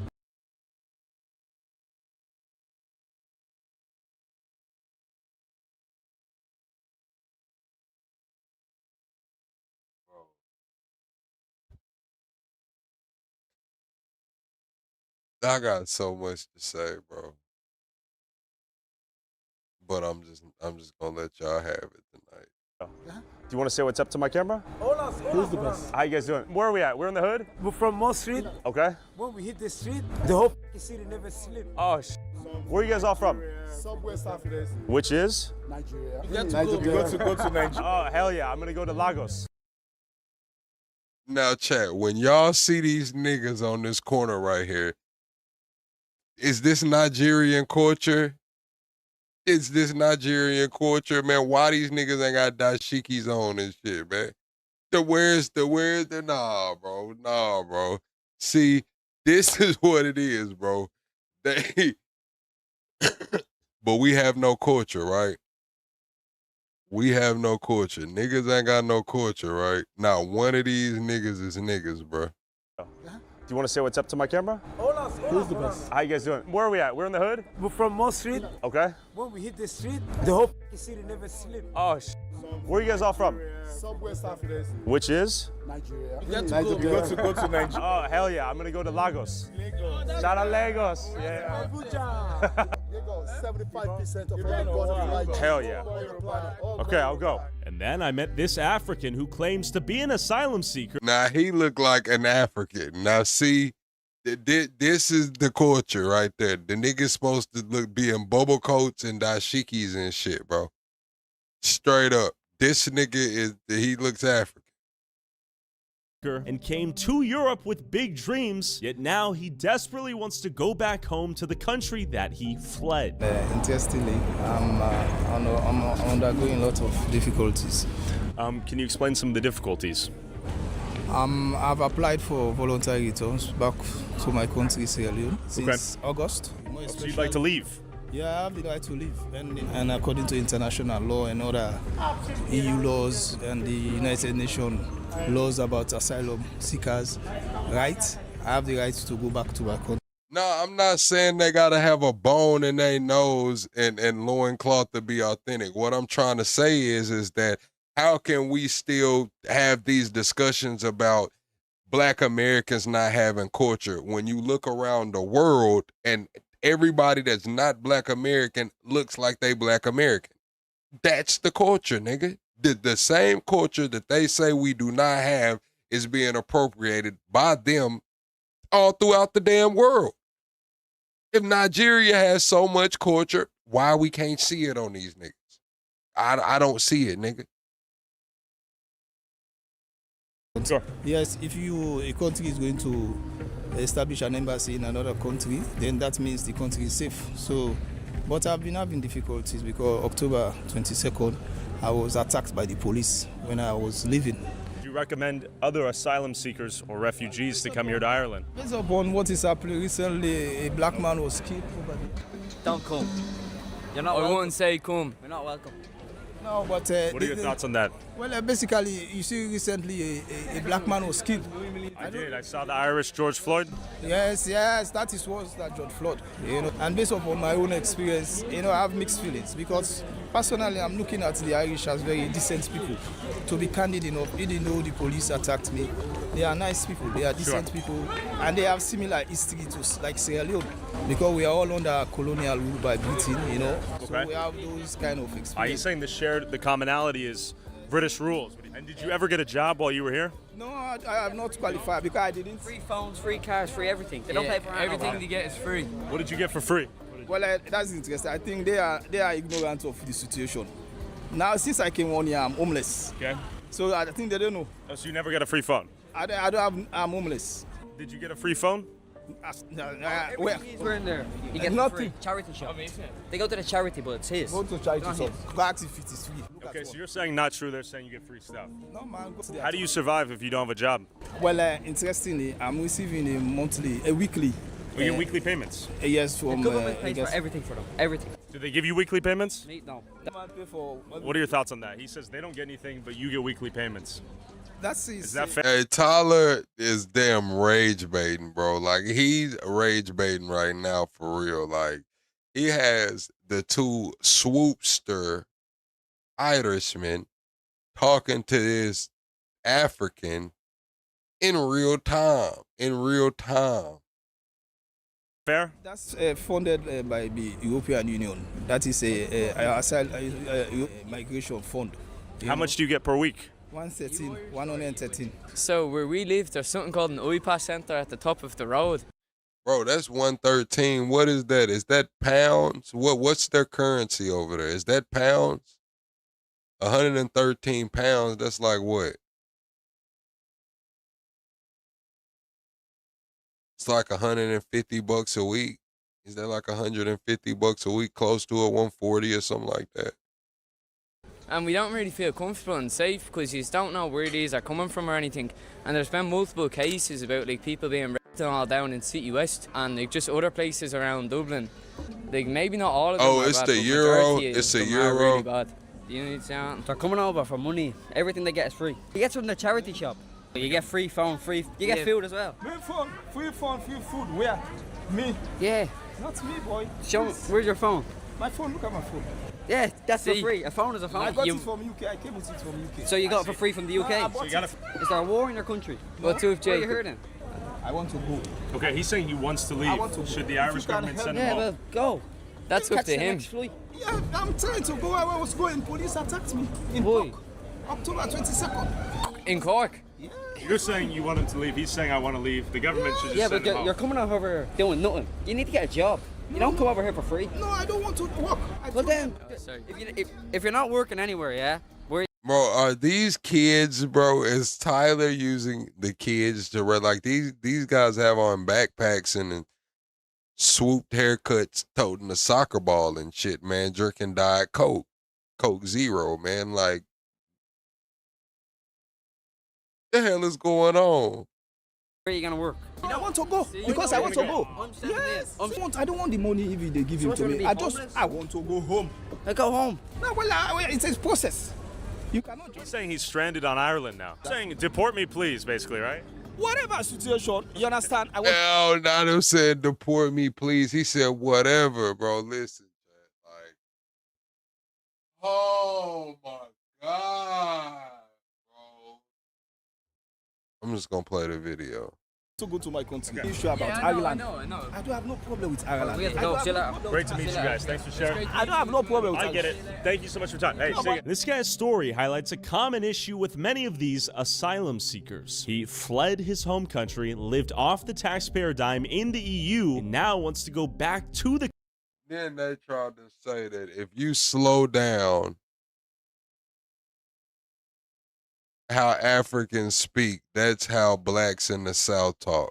They're trying to say that the way Southern blacks talk is just slowed down African speech, bro. Ain't no damn way. Ain't no damn way. You understand? I want to go to my country. Issue about Ireland. I know. I don't have no problem with Ireland. We have to go. Chill out. Great to meet you guys. Thanks for sharing. I don't have no problem with I get it. Thank you so much for your time. Hey, see you. This guy's story highlights a common issue with many of these asylum seekers. He fled his home country, lived off the taxpayer dime in the EU, and now wants to go back to the country he claims was so dangerous that he had to flee in the first place. Just goes to show how weak many of these asylum claims actually are, now resulting in the Irish taxpayer subsidizing one more unemployed asylum seeker on the streets of Dublin. And as we kept walking, we stumbled upon a vigil of what many are calling the Irish George Floyd, a Congolese guy who fled the store after allegedly shoplifting a bottle of perfume, only to get pinned for 5 minutes by 5 security guards who happened to be white until he died, causing the Irish media and public to claim that this was a racist hate crime against the alleged black thief. Let's go speak to the people paying their respects to his vigil. What are your thoughts on this? What is that? My thoughts on this? Obviously, killing him, bad. Crime, bad. Stealing, bad. Are we going to debate it or are we going to emphasize on? Bro, Tyler, is so, bro, like, Tyler is playing off this race shit, bro, to the point to where, like, he's trolling it, but he's really fucking racist. Like, why did he make the camera do that wave shit, like, when this guy came on the screen, bro? Like, look, bro. Like, look, bro. Floyd, a Congolese guy who fled the store after allegedly shoplifting a bottle of perfume, only to get pinned for 5 minutes by 5. Bro, it's like the way they put the filter on the camera, it's like it made the Somali guy head even bigger, bro. It's like they put a big head filter on the Somali, bro. Like, this nigga is wildin', bro. Security guards who What? happened to be white until he died. Watch causing the Irish camera, media bro. and public Watch the to claim camera, that bro. This was a racist hate crime against the alleged black thief. Let's go speak to the people paying their respects to his vigil. What are your thoughts on this? What is that? My thoughts on this? Obviously, killing him, bad. Crime, bad. Killing, bad. Are we gonna debate or are we gonna? Oh, chill out. Why did he put that camera like that, bro? Empathize on what happened. Well, I think two things can be true, right? Stealing things is obviously bad. It's The fucked reason why up, it's bro. not even relevant what he is, but the people That's are mentioning it to fucked draw up, away bro. empathy from the cause. I'm saying That's what happened fucked there, up. I would have never done. If I worked in a shop and someone stole, I'm not gonna be. That's Soldier Boy dealing with. Is this a movie or something? Do you think the narrative should be about race, though, is my question? The narrative should be about race. It seems like the media has turned it into a sort of a racial thing. Maybe it is. Maybe it is. You could though if you want to. There's nothing wrong Maybe with that saying is it the is. case. Because think about it. You could though, because think about it. A black man's getting kneeled by a white guy. Of course you could say he's racist. Like you could. Come on, you could. But the security guard can't help that he's black, right? I can't help that he's black. Yeah, can't help that the guy. Maybe he's just an aggro security guard. For example, right? Let's say the guy was purple coming out. It would be less of a narrative to your point. Whose right? side are you on? I'm curious. Whose side are you on? Huh? Whose side are you on? You sound so odd. I swear to God. I've never seen someone sound so odd. Like, what side are you on, reporter? Great point. Doesn't matter his race. What? Bro, like, he did not have to do that, bro. Like, he did it, bro. Like, that shit is so fucked up, bro. That's it. Oh my God, bro. Like, he didn't do that shit none of the video, bro. As soon as this nigga popped on, bro, he get to playing with the camera angles and lenses and shit, bro. What? Shouldn't even kneel. That's what I'm saying. Sure, I agree, but the media has taken this as an opportunity to escalate racial tensions, right? Racial tensions. What's up, Dan? You can if you want to. There's a white.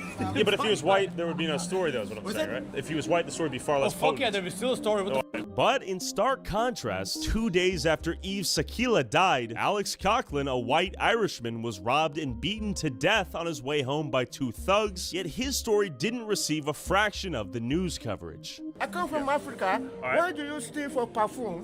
Why What are you talking about? Okay. Why do you, are you not Man, you talking about somebody who got beaten, robbed by some thugs, man, and then you talking about somebody who got a knee put on him by 5 security guards. The story that gets picked up or it doesn't, man. It's either getting clicks and views or it's not, man. I'm sorry, man. That's how the media is working over there. That shit is crazy, man. not Are you even hungry? interviewing him? Go to- Yeah, I am. He's speaking sense. Yeah, now. go to Tesco and take some food. Okay, so, I'm not supporting him. yeah, okay. Yeah, I'm against stealing Bro, they trying to say if we slow that down. That's Black American talk, bro. perfume. What do you need it for? Because I find out stealing a perfume. Yeah. What do you need it for? Yeah, Not a I food think it supposed was to a eat. We are fish from island, Africa. Dan. We were hungry. But stealing is not the way. You don't steal perfume. Yeah. You can't steal clothes. If you steal food, I support. All right, man. That's enough of that, man. Let's get Tyler the hell up out of here, man. Let's get Tyler the hell up out of here, man. All right, chat. That's pretty much it for the episode, man. I thought we was gonna watch that Stephen A. Smith debate. I thought we was gonna watch that Stephen A. Smith debate. I really wanted to watch it, but it doesn't come out till tomorrow. So I'm gonna open up the phone lines for a minute. I'm gonna take a couple calls. And we'll get y'all thoughts and opinions on what's going on. We'll do a couple calls, man. Let's see. Tyler did that. I ain't gonna lie. Tyler tripping, bro. He was tripping right there, bro.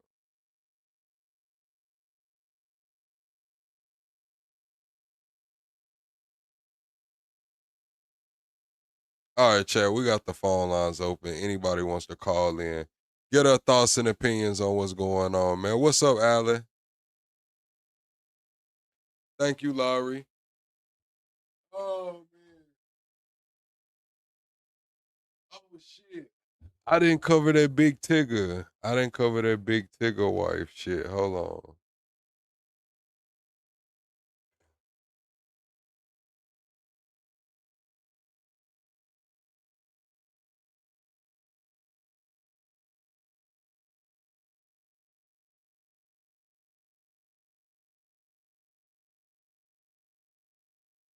He in trouble.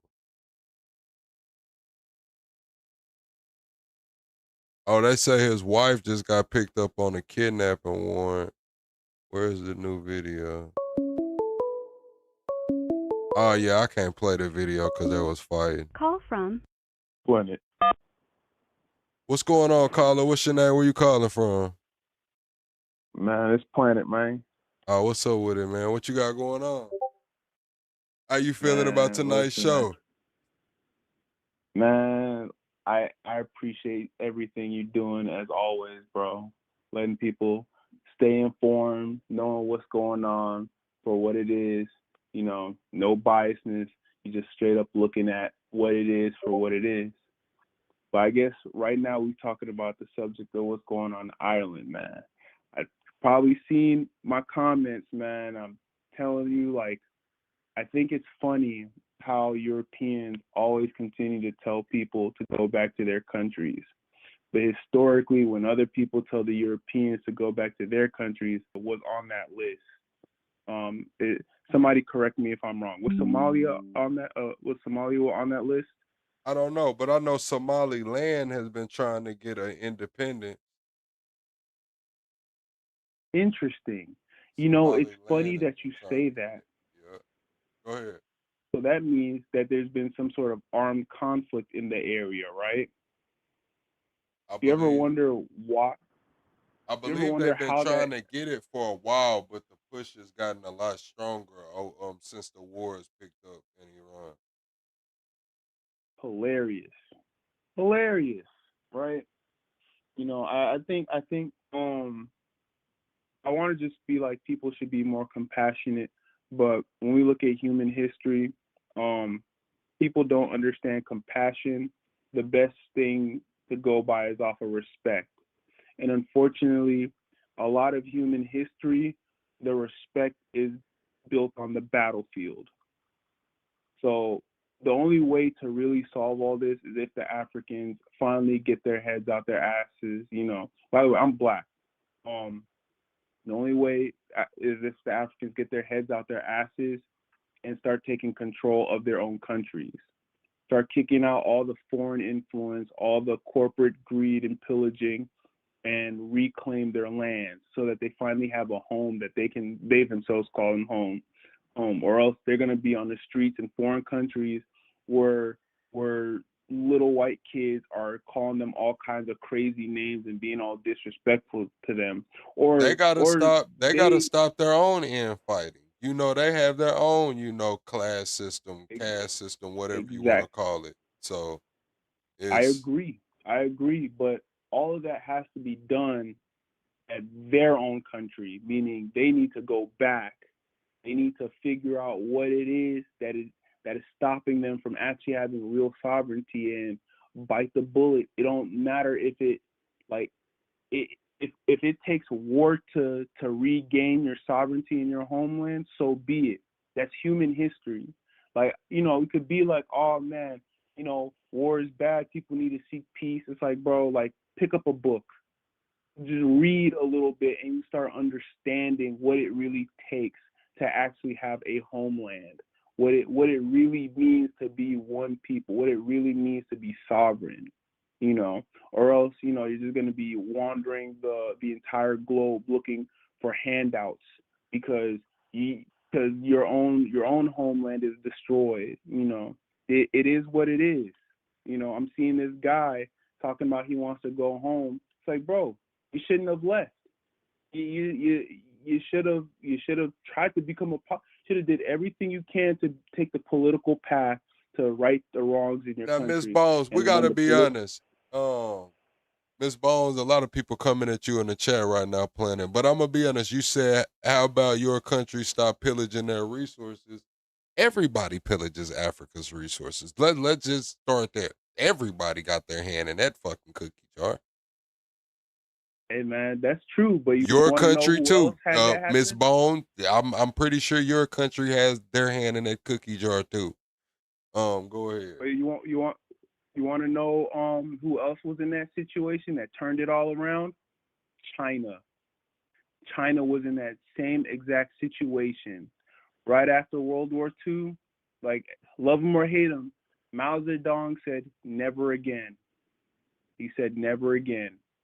He took everybody off them farms and said So we I need to spoke with industrialize. some Africans and some people on a panel, and a lot of them, what's that guy in Burkina Faso? A lot of them don't. They think he's like an agent.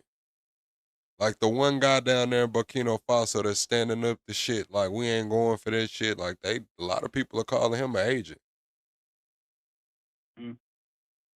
Man, time He will doing tell, exactly man. what you talking about. He doing exactly the shit you talking about, and people calling him an agent. And man, people gonna hate. It doesn't matter. It's all. That's what I'm saying. It's all about results at the end of the day, bro. Like the guy is doing what it takes in order to give his people sovereignty. Notice how, like I mentioned, Mao Zedong. We hear all these bad things about Mao Zedong, like in our country, in America, right? But when you look at China now, like nowadays, like you see that the dude was right. At the end of the day, like China is the third superpower in the world now because of that guy. At the end of the day, he gave his people results, and now they have sovereignty, they have pride, they have security.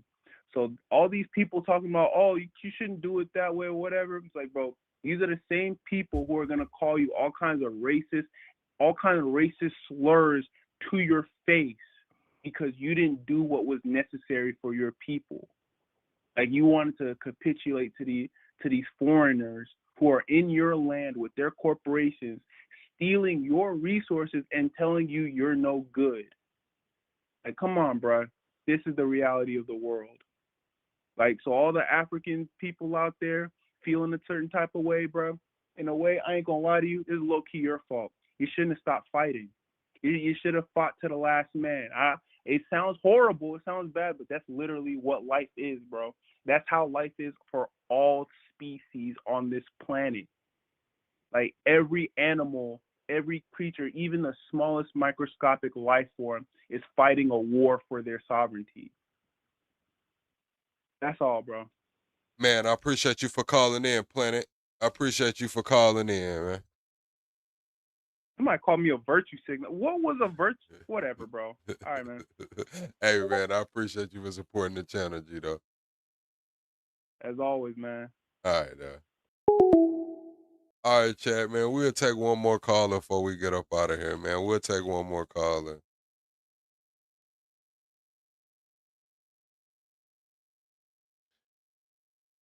Yeah, colonization has happened across the world. I mean, I'm just gonna be honest with you.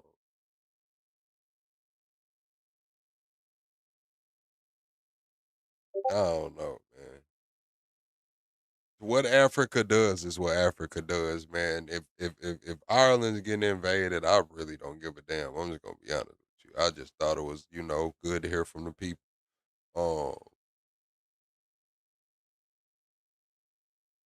Nah, I don't know, man. They need to get that shit together is all I can say. Hopefully they get that shit together.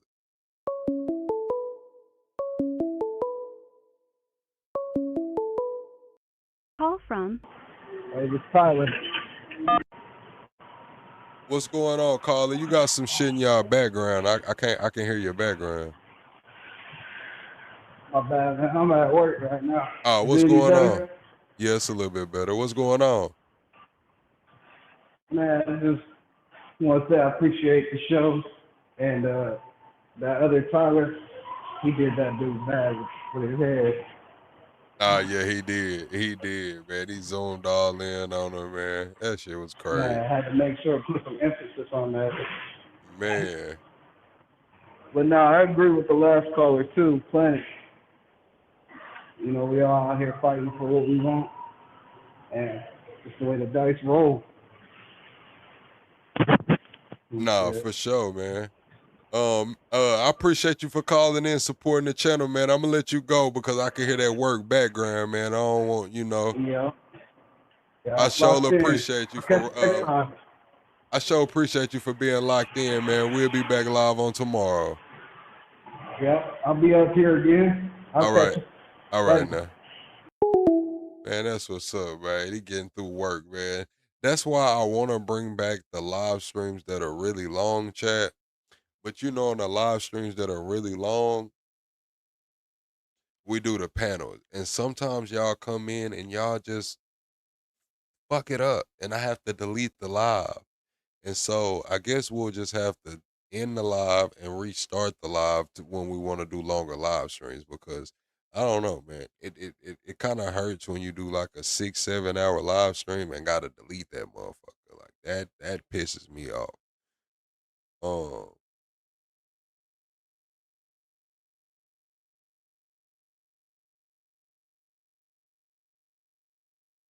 yeah, that pisses me off.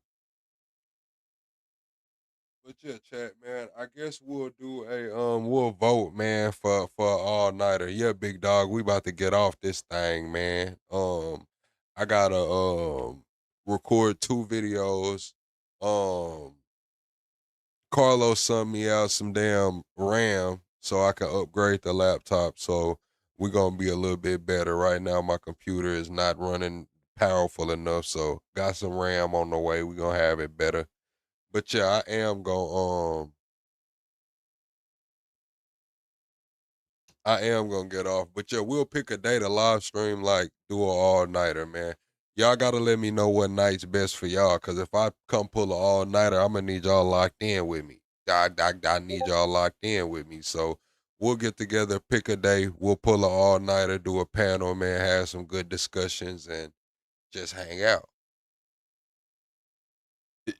Max said Bando just sit there and look at the screen, man. That's Bando sauce.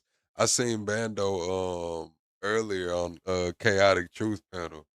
I fuck with Bando, man. I fuck with Chaotic Truth and all of them. Like as creators, man, I like people who are consistent and do their thing, man. I like people who are consistent and do their thing.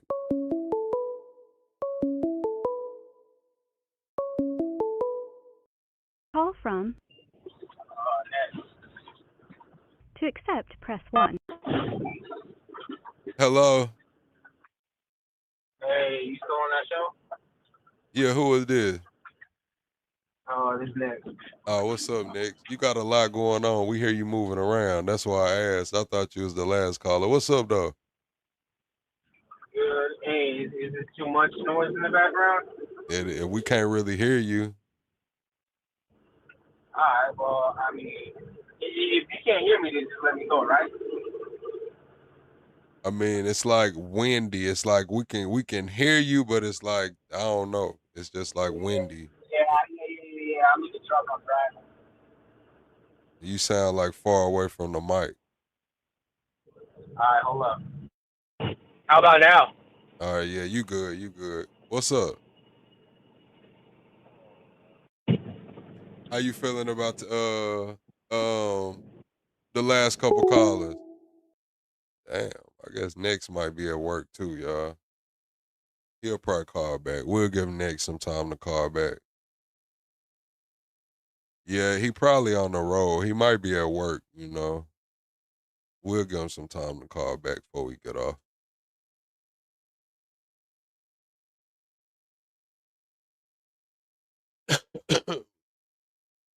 But yeah, chat, I do like pulling the all-nighters and shit, man, but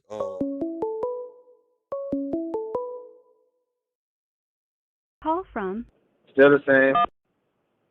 all right, yeah, you sound a lot better. Go ahead, man. You got the floor. Awesome. All right. Hey, I completely agree with the dude that people need to have pride in their own areas, and we need to work on our own. But also, like, what's the population of Nigeria? It's like 700 million, 500 million, something like that. And so you got 500 million people that are staying over there, and then the president's over there. It's not like they don't have their own government. It's just, in my opinion, a lot of it is... It's 242 million. 242 million. Okay, so I was way off. The 6th most populous country in the world. Understood. All right. So what I'm trying to say, though, is the more technology we have, the more travel we have, the more boats, the more everything. just the more people are going to travel. And when white people go to, I don't know, the Philippines, you know, it feels a little bit different. But they do have money, though, most of the time. Okay, So that Miss is Bones, different. Miss Bones asks you a question that says, people need to have pride. What does that even mean? I can give her my explanation, but I believe she asked you that directly. So I'm going to give you the floor. Well, what I'm saying is people do have pride. You do have a president of the nation of Nigeria. You know what I mean? And Lagos is a very big, prominent city. You know, and there is a lot of culture in Nigeria, and a lot of people love their country of Nigeria. But there's different tribes in Nigeria, too. There's different tribes. There's different ways that they dress. But it's like whenever they leave Nigeria, they all dress like Black Americans. I'm just going to say it. I just threw that in there. No, I think you're completely wrong about that. I think that Nike is just all around the world, and people wear T-shirts. It's very simple. Because like that's like saying Akon is not being a good African because he wears a suit. Like, that's crazy. Not all Africans wear suits. Some of them wear T-shirts. Right, but what I'm saying is not just wearing the T-shirts. It's the way you put that shit together. It's the way you put that shit on. It's the way that you articulate yourself, the way that you appropriate those white boys that had those polos were the same exact polos that the black guy had. The difference is the black guy makes it look good because his skin's brown and he just looks better in freaking blue. But those two white guys, now if those two white guys would have had some damn tube socks on and some fucking Jordans, I would have said the same thing. Those white guys were wearing polos. The black guy was wearing a polo. The white guys had on, one of them had on like a Nike dry fit. And you talking about the two kids that was telling the migrant they need to leave? Yeah, the two kids had polos. One of them had on a Nike dry fit. One of them had a Nike dry fit on, and the dude had on a damn bubble coat. Oh, yeah. The black guy had a bubble coat. But I was talking about the scene before that when he's like, oh, am I in the hood? Those guys, they were just wearing normal-ass clothes. Like, that's what you buy. They're just wearing what they buy. They're not out there looking for dashikis because they want to prove to be African. And not all Africans wear dashikis, like, at all. Right, but they're saying, what I'm saying is, where does that tie to their culture? If they're so ingrained in this culture that's thousands of years old, hundreds of years old, why don't we see it? What are you talking? See what culture? What I'm saying is, when I'm having these debates and these talks and these discussions, the first thing that they call me is a hard ER, and they said, you have no culture. So I'm saying, who said that? Different people out of the diaspora. Like black people or like white people? Black people from the diaspora. Black people that are not from Black Africa. From Africa, from Haiti, I actually had a really good conversation with a Haitian like 2 days ago. He understood where I was coming from. I understood where he was coming from. Yeah, of course he would. Did he say N-word? No. Yes, a lot of them do. What I'm saying is, hold on, let me say this. Let me finish so you can get the clip. You know how Andrew Wilson does the TikTok invasions, right? Where he just jumps on panels and they do the discussion and shit. I do that too. I just don't post it to YouTube. I do it on a different platform though. It's not TikTok. So when they're having these panels talking about Haitians built America and FBAs and shit. So yeah, I go on those panels I'm speaking about. And I'm saying that if they have so much culture, why don't we see it? We can hear it when they speak because of the accent, but just on the outlook, we don't see it. Where's the culture? Well, one thing I can say, it's veering off of my thesis, but I can indulge it. One of the things is the culture is what you do see. Like the Haitians, their culture is loafers with button-up sleeves and a watch. You understand? Right. Like, if you look at Akon, he looks more like an African. When he dresses like an African. That is, Africans like suits more. They got private schools, and they wear button-up shits. You understand? That is their culture. Their culture is loafers. The culture is that. Is golden watches. Right. That is most of their culture, until you get to the dashiki guys. And that's really more of a northern Muslim versus southern everything else. No, I like get what Zimbabwe you're saying. I get what you're saying. But what I'm saying is Zimbabwe's culture is fly. The niggas that I'm talking about are wearing Jordan's fucking fitted caps and snapbacks and damn throwback jerseys and shit, calling me a hard ER. I get what you're saying, but I'm talking about these debates and panels that I get on. niggas is Those is, guys you are know what just I'm saying? ignorant. They're not a good representation because I got an uncle who's South African from my wife's side. Like she's South African. Well, she's not South African, but her stepdaddy's South African. Her sister's South African. She thinks she's South African. You know what I mean? And like so I got a lot of that. Like that is what they are. And then I grew up with a bunch of Haitians and a bunch of Nigerians because of the Santeria part of my Puerto Ricanness. There's a lot of Urbu speaking people, where Yoruban and all that stuff. Like the popular thought of what they dress like is not Jordans. It's usually like loafers. Right. Okay. But yeah, some Jordan guy that. using the Hardy Yar, he's just a dumbass on the internet. Right. I understand that. Regardless if he's African or not. Is it that it seems like the Europeans, the white Europeans especially, are the only group that doesn't have what we would call a caste system based on color. It's like as a white person, you can go get a tan and be as dark as you want to be. You can be born, fair skinned, and it's not a problem. But throughout every other culture in the world, it seems is that it's a problem. Even with the Asians to the South Americans, all the way even in the Black Americans. Well, I'm not European, so I can't really answer that question, but I think that what you're saying is not true. I think that all people will have their own little racist tweaks. Even in the Indians, the darker Indians are treated a certain type of way. The darker Chinese are treated a certain type of way. We hear about, light-skinned women in the Black community getting pretty privileged. So what I'm saying is that I just don't really see that in the European. So you think that the Sicilian that travels to Switzerland will be treated the same as the blonde-headed Switzerlands? Now, I don't know. I'm not in Swiss and I'm not Sicilian, but I'm just saying there probably is a thing there. What I'm speaking specifically on skin tone. Now, hair is a little different. I'm just asking.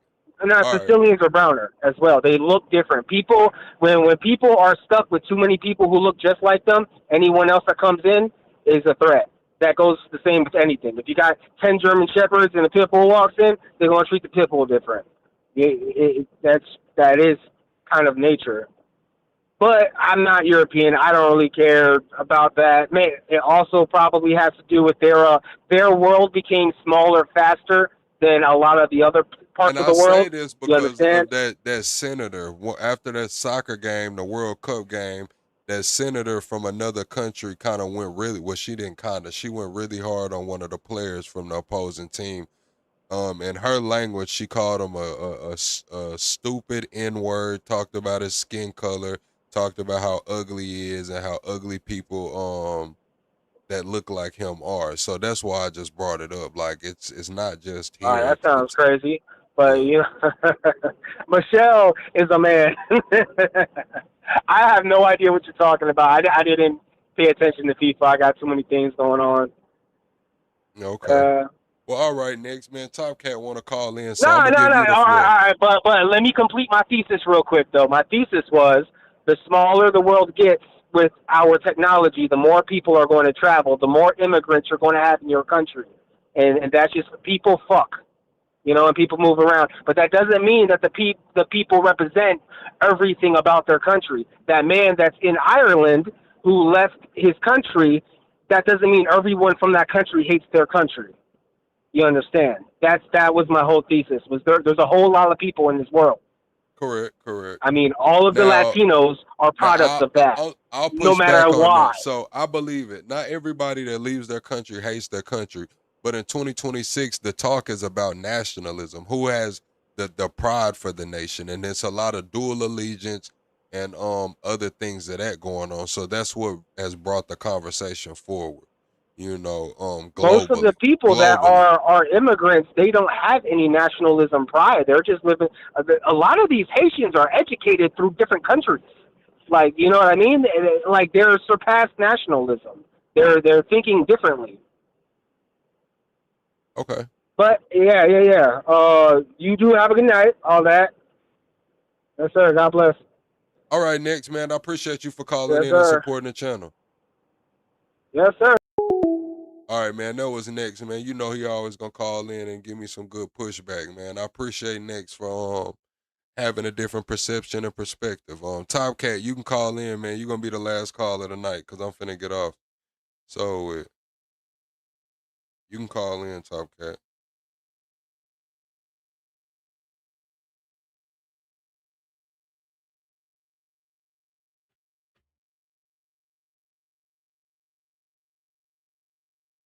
Yeah, man.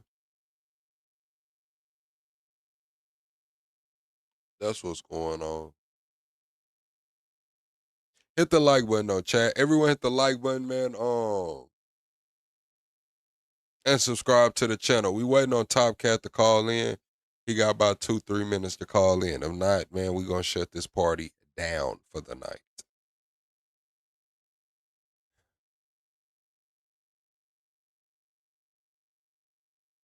Yeah, inherently, chat, I don't have any problems with any particular culture in the diaspora, any particular culture, period. My problem is the Black Americans' place inside of the diaspora, right? That's my problem. It's like when you belittle the Black Americans' place inside of the diaspora, I have a problem with that. To say that we have no culture, I have a problem with that. You know, to just water this shit down. It's like whenever anybody says, you know, they get an award or they do something, you know, to get recognition, it's all right for them to shout out their country in the diaspora. But when it comes to Black Americans, it's like when we say, "Hey, look, I'm not African. I'm Black American." It's a problem. Call from Top Cat. What's going on, Top Cat? Yo, what's cracking, brothers? I am FBA. That's why I don't recognize. That's why I recognize the diaspora, Miss Bones, but I'm not with that diaspora shit. The diaspora has not benefited Black Americans, and in 2026 is damn sure not benefiting Black Americans.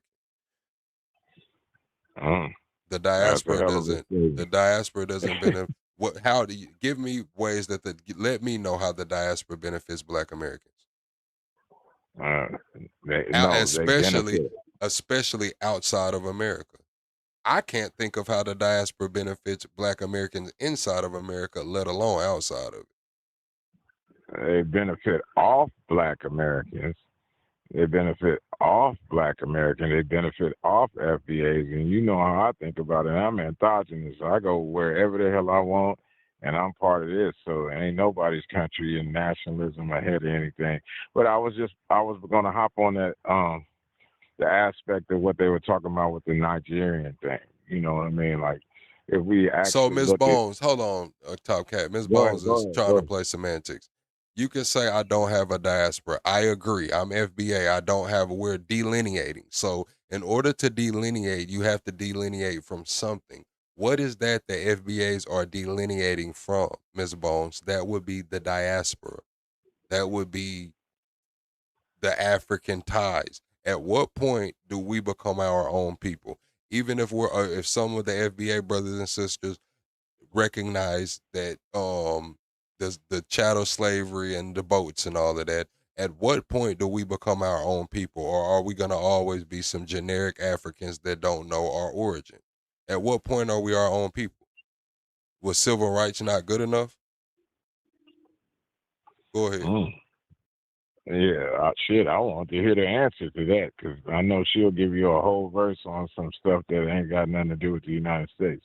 But on another point, I was just going to talk about the Nigerian situation and the situation in Africa and the scramble for Africa and what went on with it. So all the lines that we talk about, nations that we talk about in Africa, weren't created by Africans.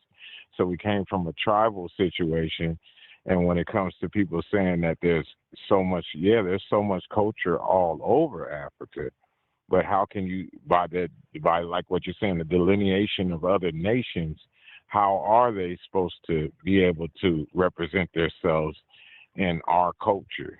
So that it had to be a complete assimilation. And then when you look at it, and you look at, like what they call it, Bollywood, Nollywood, and these different things that these people are delineating, they're separating themselves to their own cultural, beings, their nationalities and their own cultures.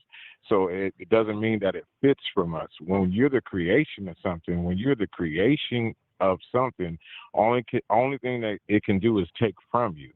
So when it comes to us being who we are as FBA or androgynous or people of the world, everybody else just takes from us. It's nothing that they can give to us. It's nothing that there's no part of this situation that you can give to us. Everything that you've done has came from us, even when it comes to some certain natives that are out here. Hold on, Top Cat. This is my thing. It's like when a Dominican says they're Dominican, they have no problem. When an African, no matter what part of Africa they're from, Nigeria, anywhere in Africa, even though they have their own tribes, nobody questions it. When a Haitian says they're Haitian, nobody questions it. But when a Black American, a FBA says, I'm FBA, everybody says, no, nigga, you're African. No, nigga, you're this. No, nigga, you're that. Why is that? Why does everybody else have a right to something but Black Americans? Well, I'm not going to go to the biblical aspect. What's the point? What's the point? Hold on. See, this is the pushback we get. We have to melt into the pot when everybody else does it.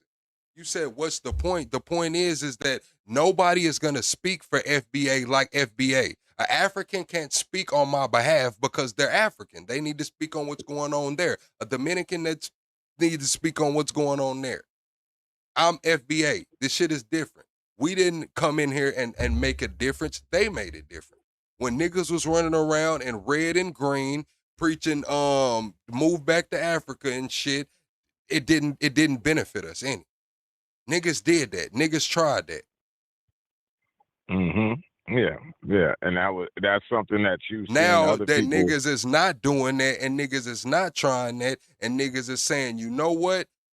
Y'all didn't want to accept us. We're still just generic Africans. We don't have our own shit. It is what it is. And now the world is shocked. Now everybody's on pause. How could they do that? No, you didn't tell the Dominicans not to do that. You didn't tell the Africans not to do that. You didn't tell the Haitians not to do that. Why does the FBAs have to do that? Why are we the only ones? Because of forced assimilation. Forced assimilation, the point that we have assimilated to a culture and they'll never recognize that the contributions that there are to the culture. That's why we've been going through the last things we've been going through for since a couple of terms with these presidents, with different situations of historical events being placed as victimizing or anything instead of being pressed forward as a part of American history. That is the distinct point of why we cannot be considered as a people here. We will never be considered as a people here until we establish it instead of being ate off of or used as I would say used as a product rather than being an establishment of the situation. And that's what's going on completely around. So, like when you talk about the circulation of black money in a black community compared to the rest of the communities, everybody says, oh, it only circulates around once in the black community, their money. But they don't talk about how many times it circulates around in other communities. So the black money, like how they're pushing on that Asian situation with the hair situation. Okay, don't buy this stuff, don't do this stuff, and whatever, and see how it affects their economy. Well, how many other economies is it affecting? I mean, if all the people that's here that claim to be black or whatnot, and they said, okay, we're not going to go to any of the local liquor stores, we're not buying none of the different commodities from these different people. And how much would it affect, say Arabs or Indians or different other communities? Nobody is saying what's that how shit. much What's that term they called me, chat the other day? I was telling y'all, man, they call a nakata. Ain't that what it is, Top Cat? An akata? Akata? You know what akata means. See, I didn't know what akata mean. They was calling me an akata. I didn't know akata meant cotton picker. If we the same people, why you gotta call me that? Why do I have a term Okay. in your language? Why do I have a term? Because you never had a substantiation except for being a commodity. And that's why I say I'm not trying to bring this back to nothing biblical. I keep shooting in everybody's faces. Deuteronomy 28, go read it and you'll understand it. But you won't be nothing but a commodity. The people over the whole earth will walk like you. They want to talk like you. They want to be like you, but you will be the lowest form on the earth. And that's the book. But I'm going to leave that alone. When it comes to a different aspect of who we are and what's going on in this country, as long as you're not looked at as something that is appreciated in the country and your contributions are not looked at as something that actually extended the country, you're not going to ever be looked at as a point to, where you have your own fidelity, where you actually have your own solidarity to contribute to the country. So everybody else has it. So you have the Swiss, you have all these different people that have come here and they have their own different things. What contribution do they put towards FBAs towards this country? What one thing or two things can they say that this country wouldn't have or wouldn't be as prominent in, other than what slavery?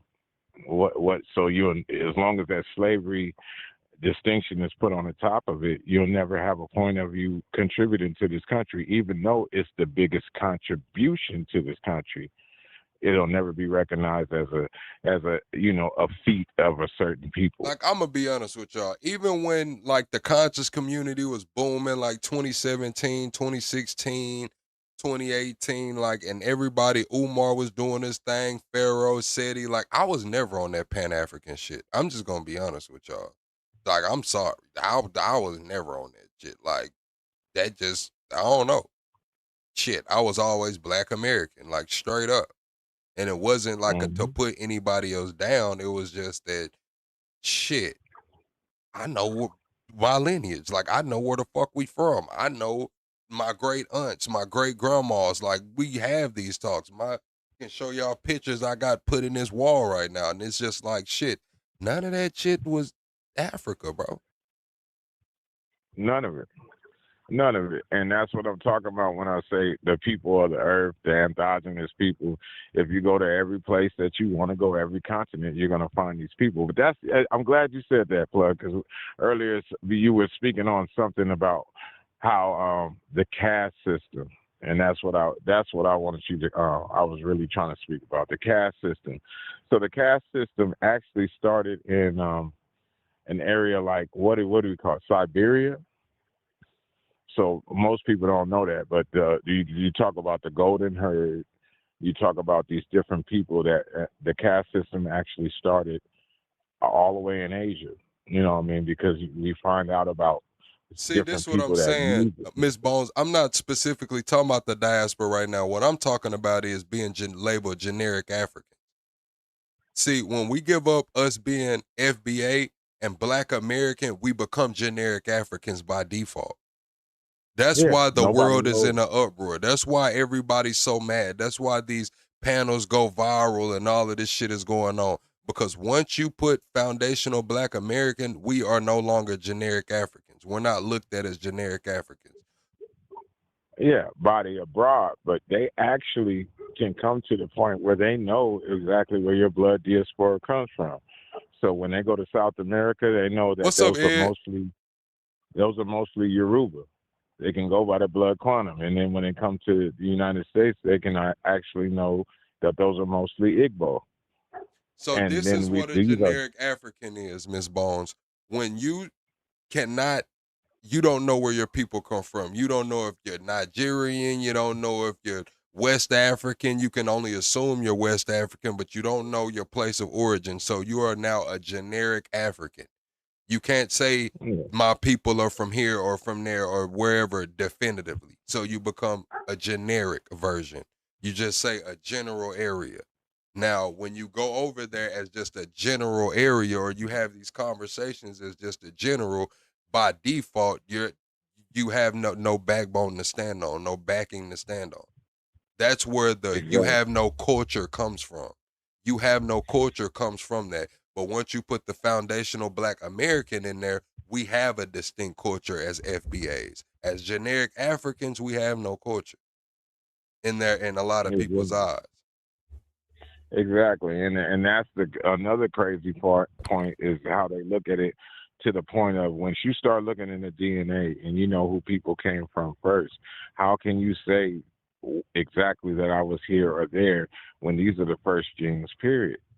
So that's why we have the problem when it goes to the Indian quantum and all these different things, because it's always going to go back there, but it goes back there for every single person.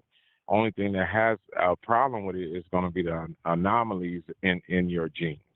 So if your genes go back, everybody goes back to the same matrilineage gene, the same black gene.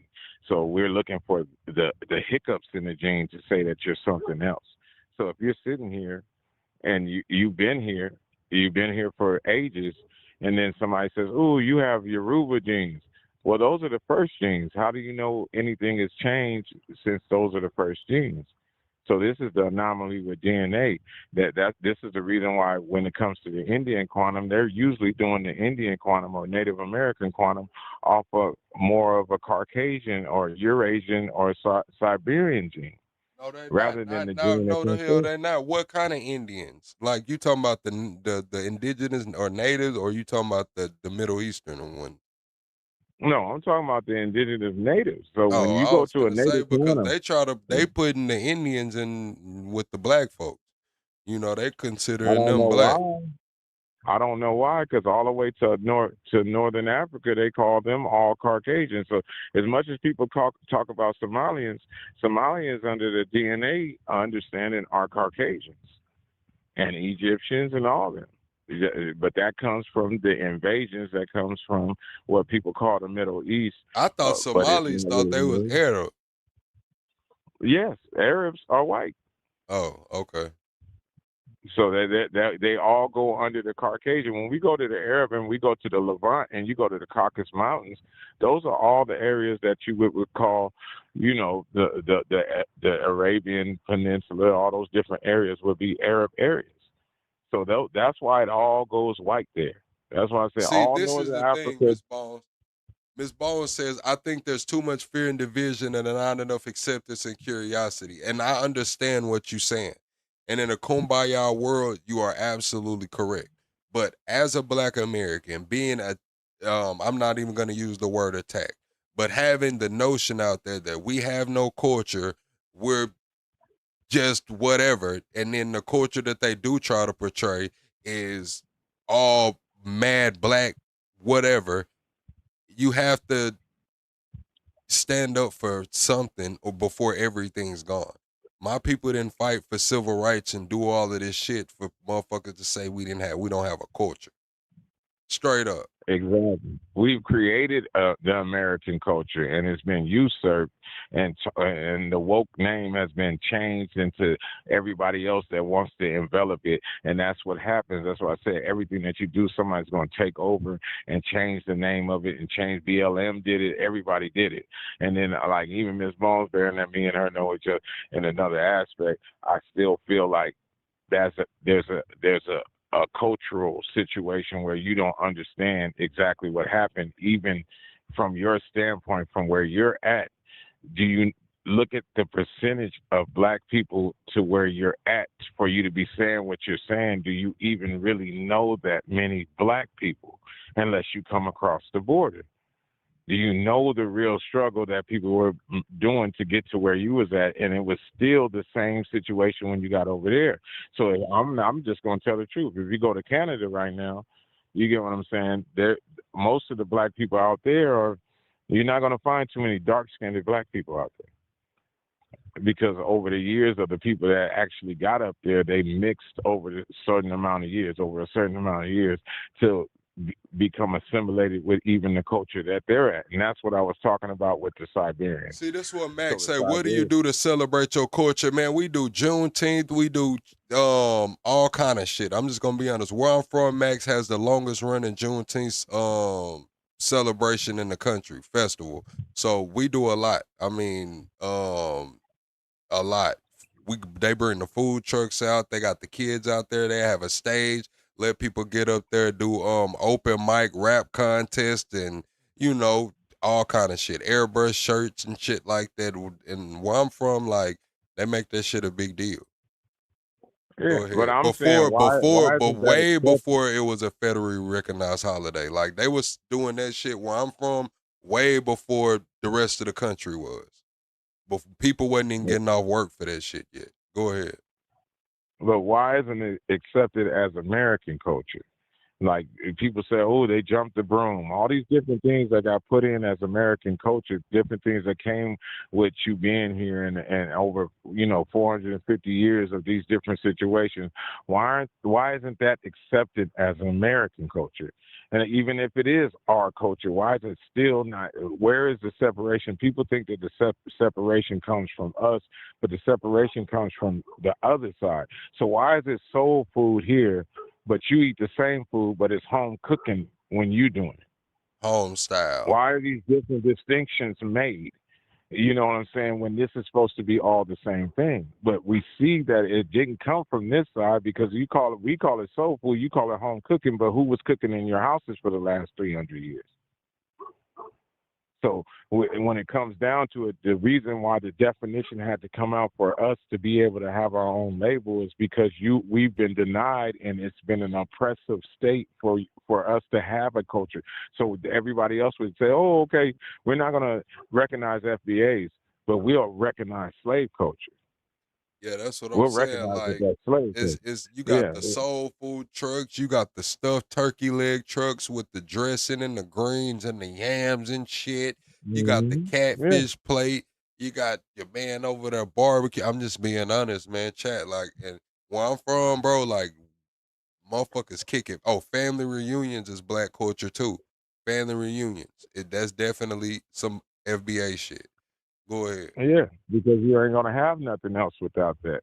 You ain't gonna have a culture without. So family reunions mean so much to people that would call themselves FBA or different people Yes, like we that. want it Why? to be called soul food, Miss Bones, because that's what it's a difference between home style and soul food too.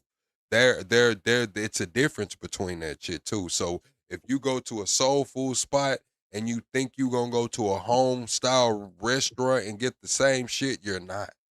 You're not. It's gonna taste different. It's gonna be prepared different. It's gonna be seasoned different. It's just gonna be different. So there are differences. Yeah, it's definitely a difference because you're working with what you have compared to being privileged and working with what you can get. So that's the difference between soul food. The reason that it tastes so good is because we had the minimal and we made the most out of the minimal compared to you having everything. That's home Like cooking. You done went gravy's through the whole thing. different. Like I'm just thinking, like, cause there's some home style places that I like. Don't get me wrong. Yeah, Like, there's some home style places I like, but they're more for like fried chicken. Like they'll fry the chicken breast, put the gravy on it and shit. You're not gonna go to no soul food spot and find no damn fried chicken and shit. That's for the home style. There's just little subtle differences like that. The same cooking style, the same different understanding of black pepper and white pepper, like Louisiana and different areas use white pepper and black pepper. But when you go to a soul food restaurant, we gonna use what pepper we got up there. You know, we're gonna make this work. There's somebody that's putting this in the palm of their hand and putting it in the pot compared to using that privileged spoon that that can actually give you the dimension. That you might have a little part of this mug that's got a little crunch on it that's different than the other ones because they let it sit in there because they know how they want the top of the crust Like, of that see, macaroni. then you got the and cheese. difference between dressing and stuffing. See, you go to the soul food spot, you getting dressing. You go to the home style spot, you getting stuffing. It's a difference. I like both, but I'll take dressing. Both have its 100%. place. Both have its place, but don't bring me no stuffing talking about its dressing. That's my only thing. If it's stuffing, call it what it is.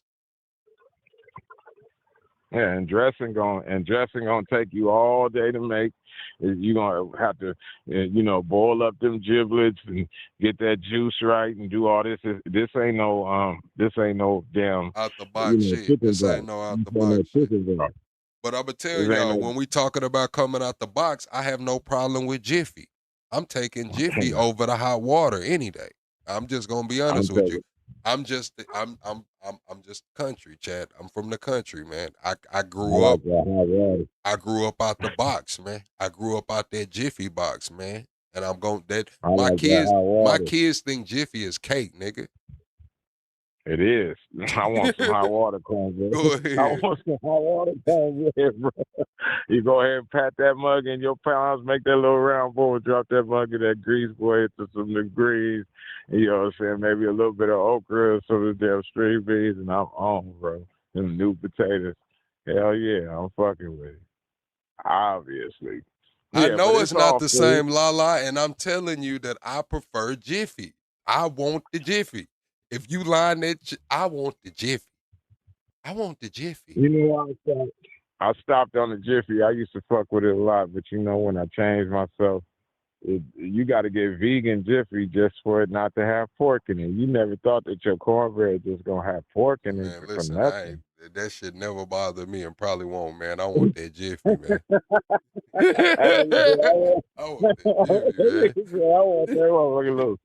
I want that sweet, but you know I ain't a sweet mouth nigga either.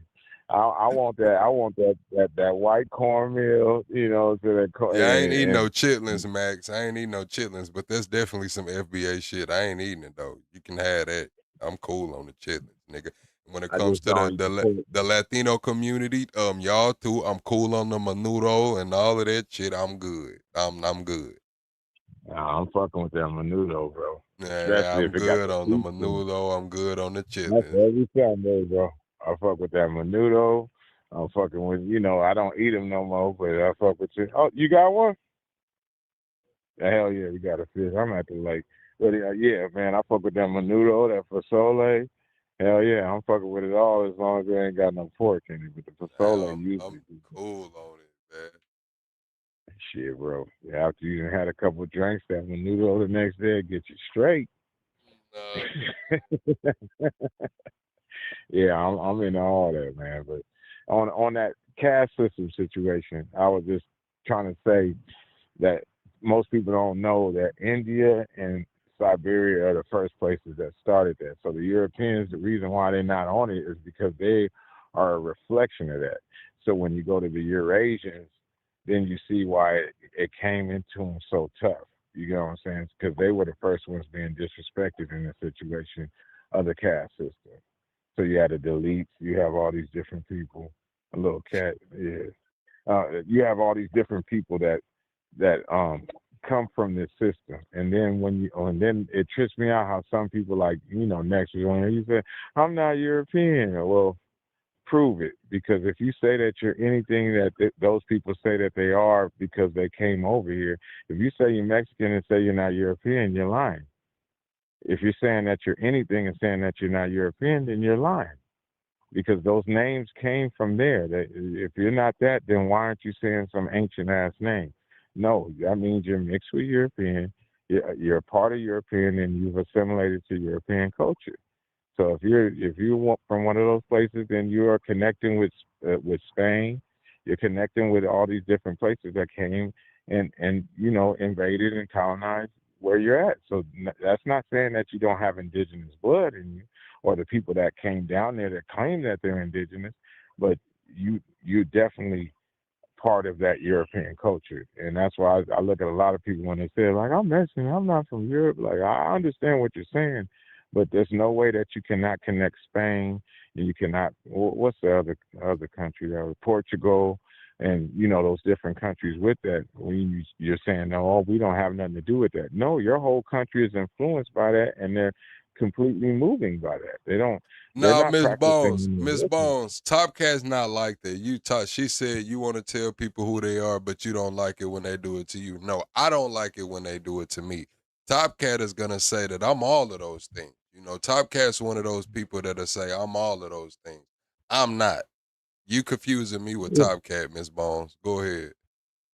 Yeah, I mean, well, to deal with that situation. It's going. I'm getting titled again. Like, what did I say? I mean, I don't have a problem with anybody's culture in that aspect. I stand on what I stand on.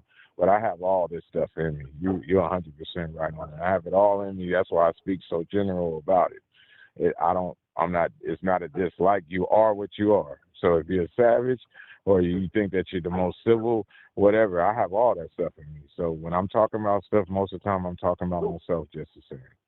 But when like a lot of people say, you like how she just said that you want to say this and say that, but when have you announced what you are?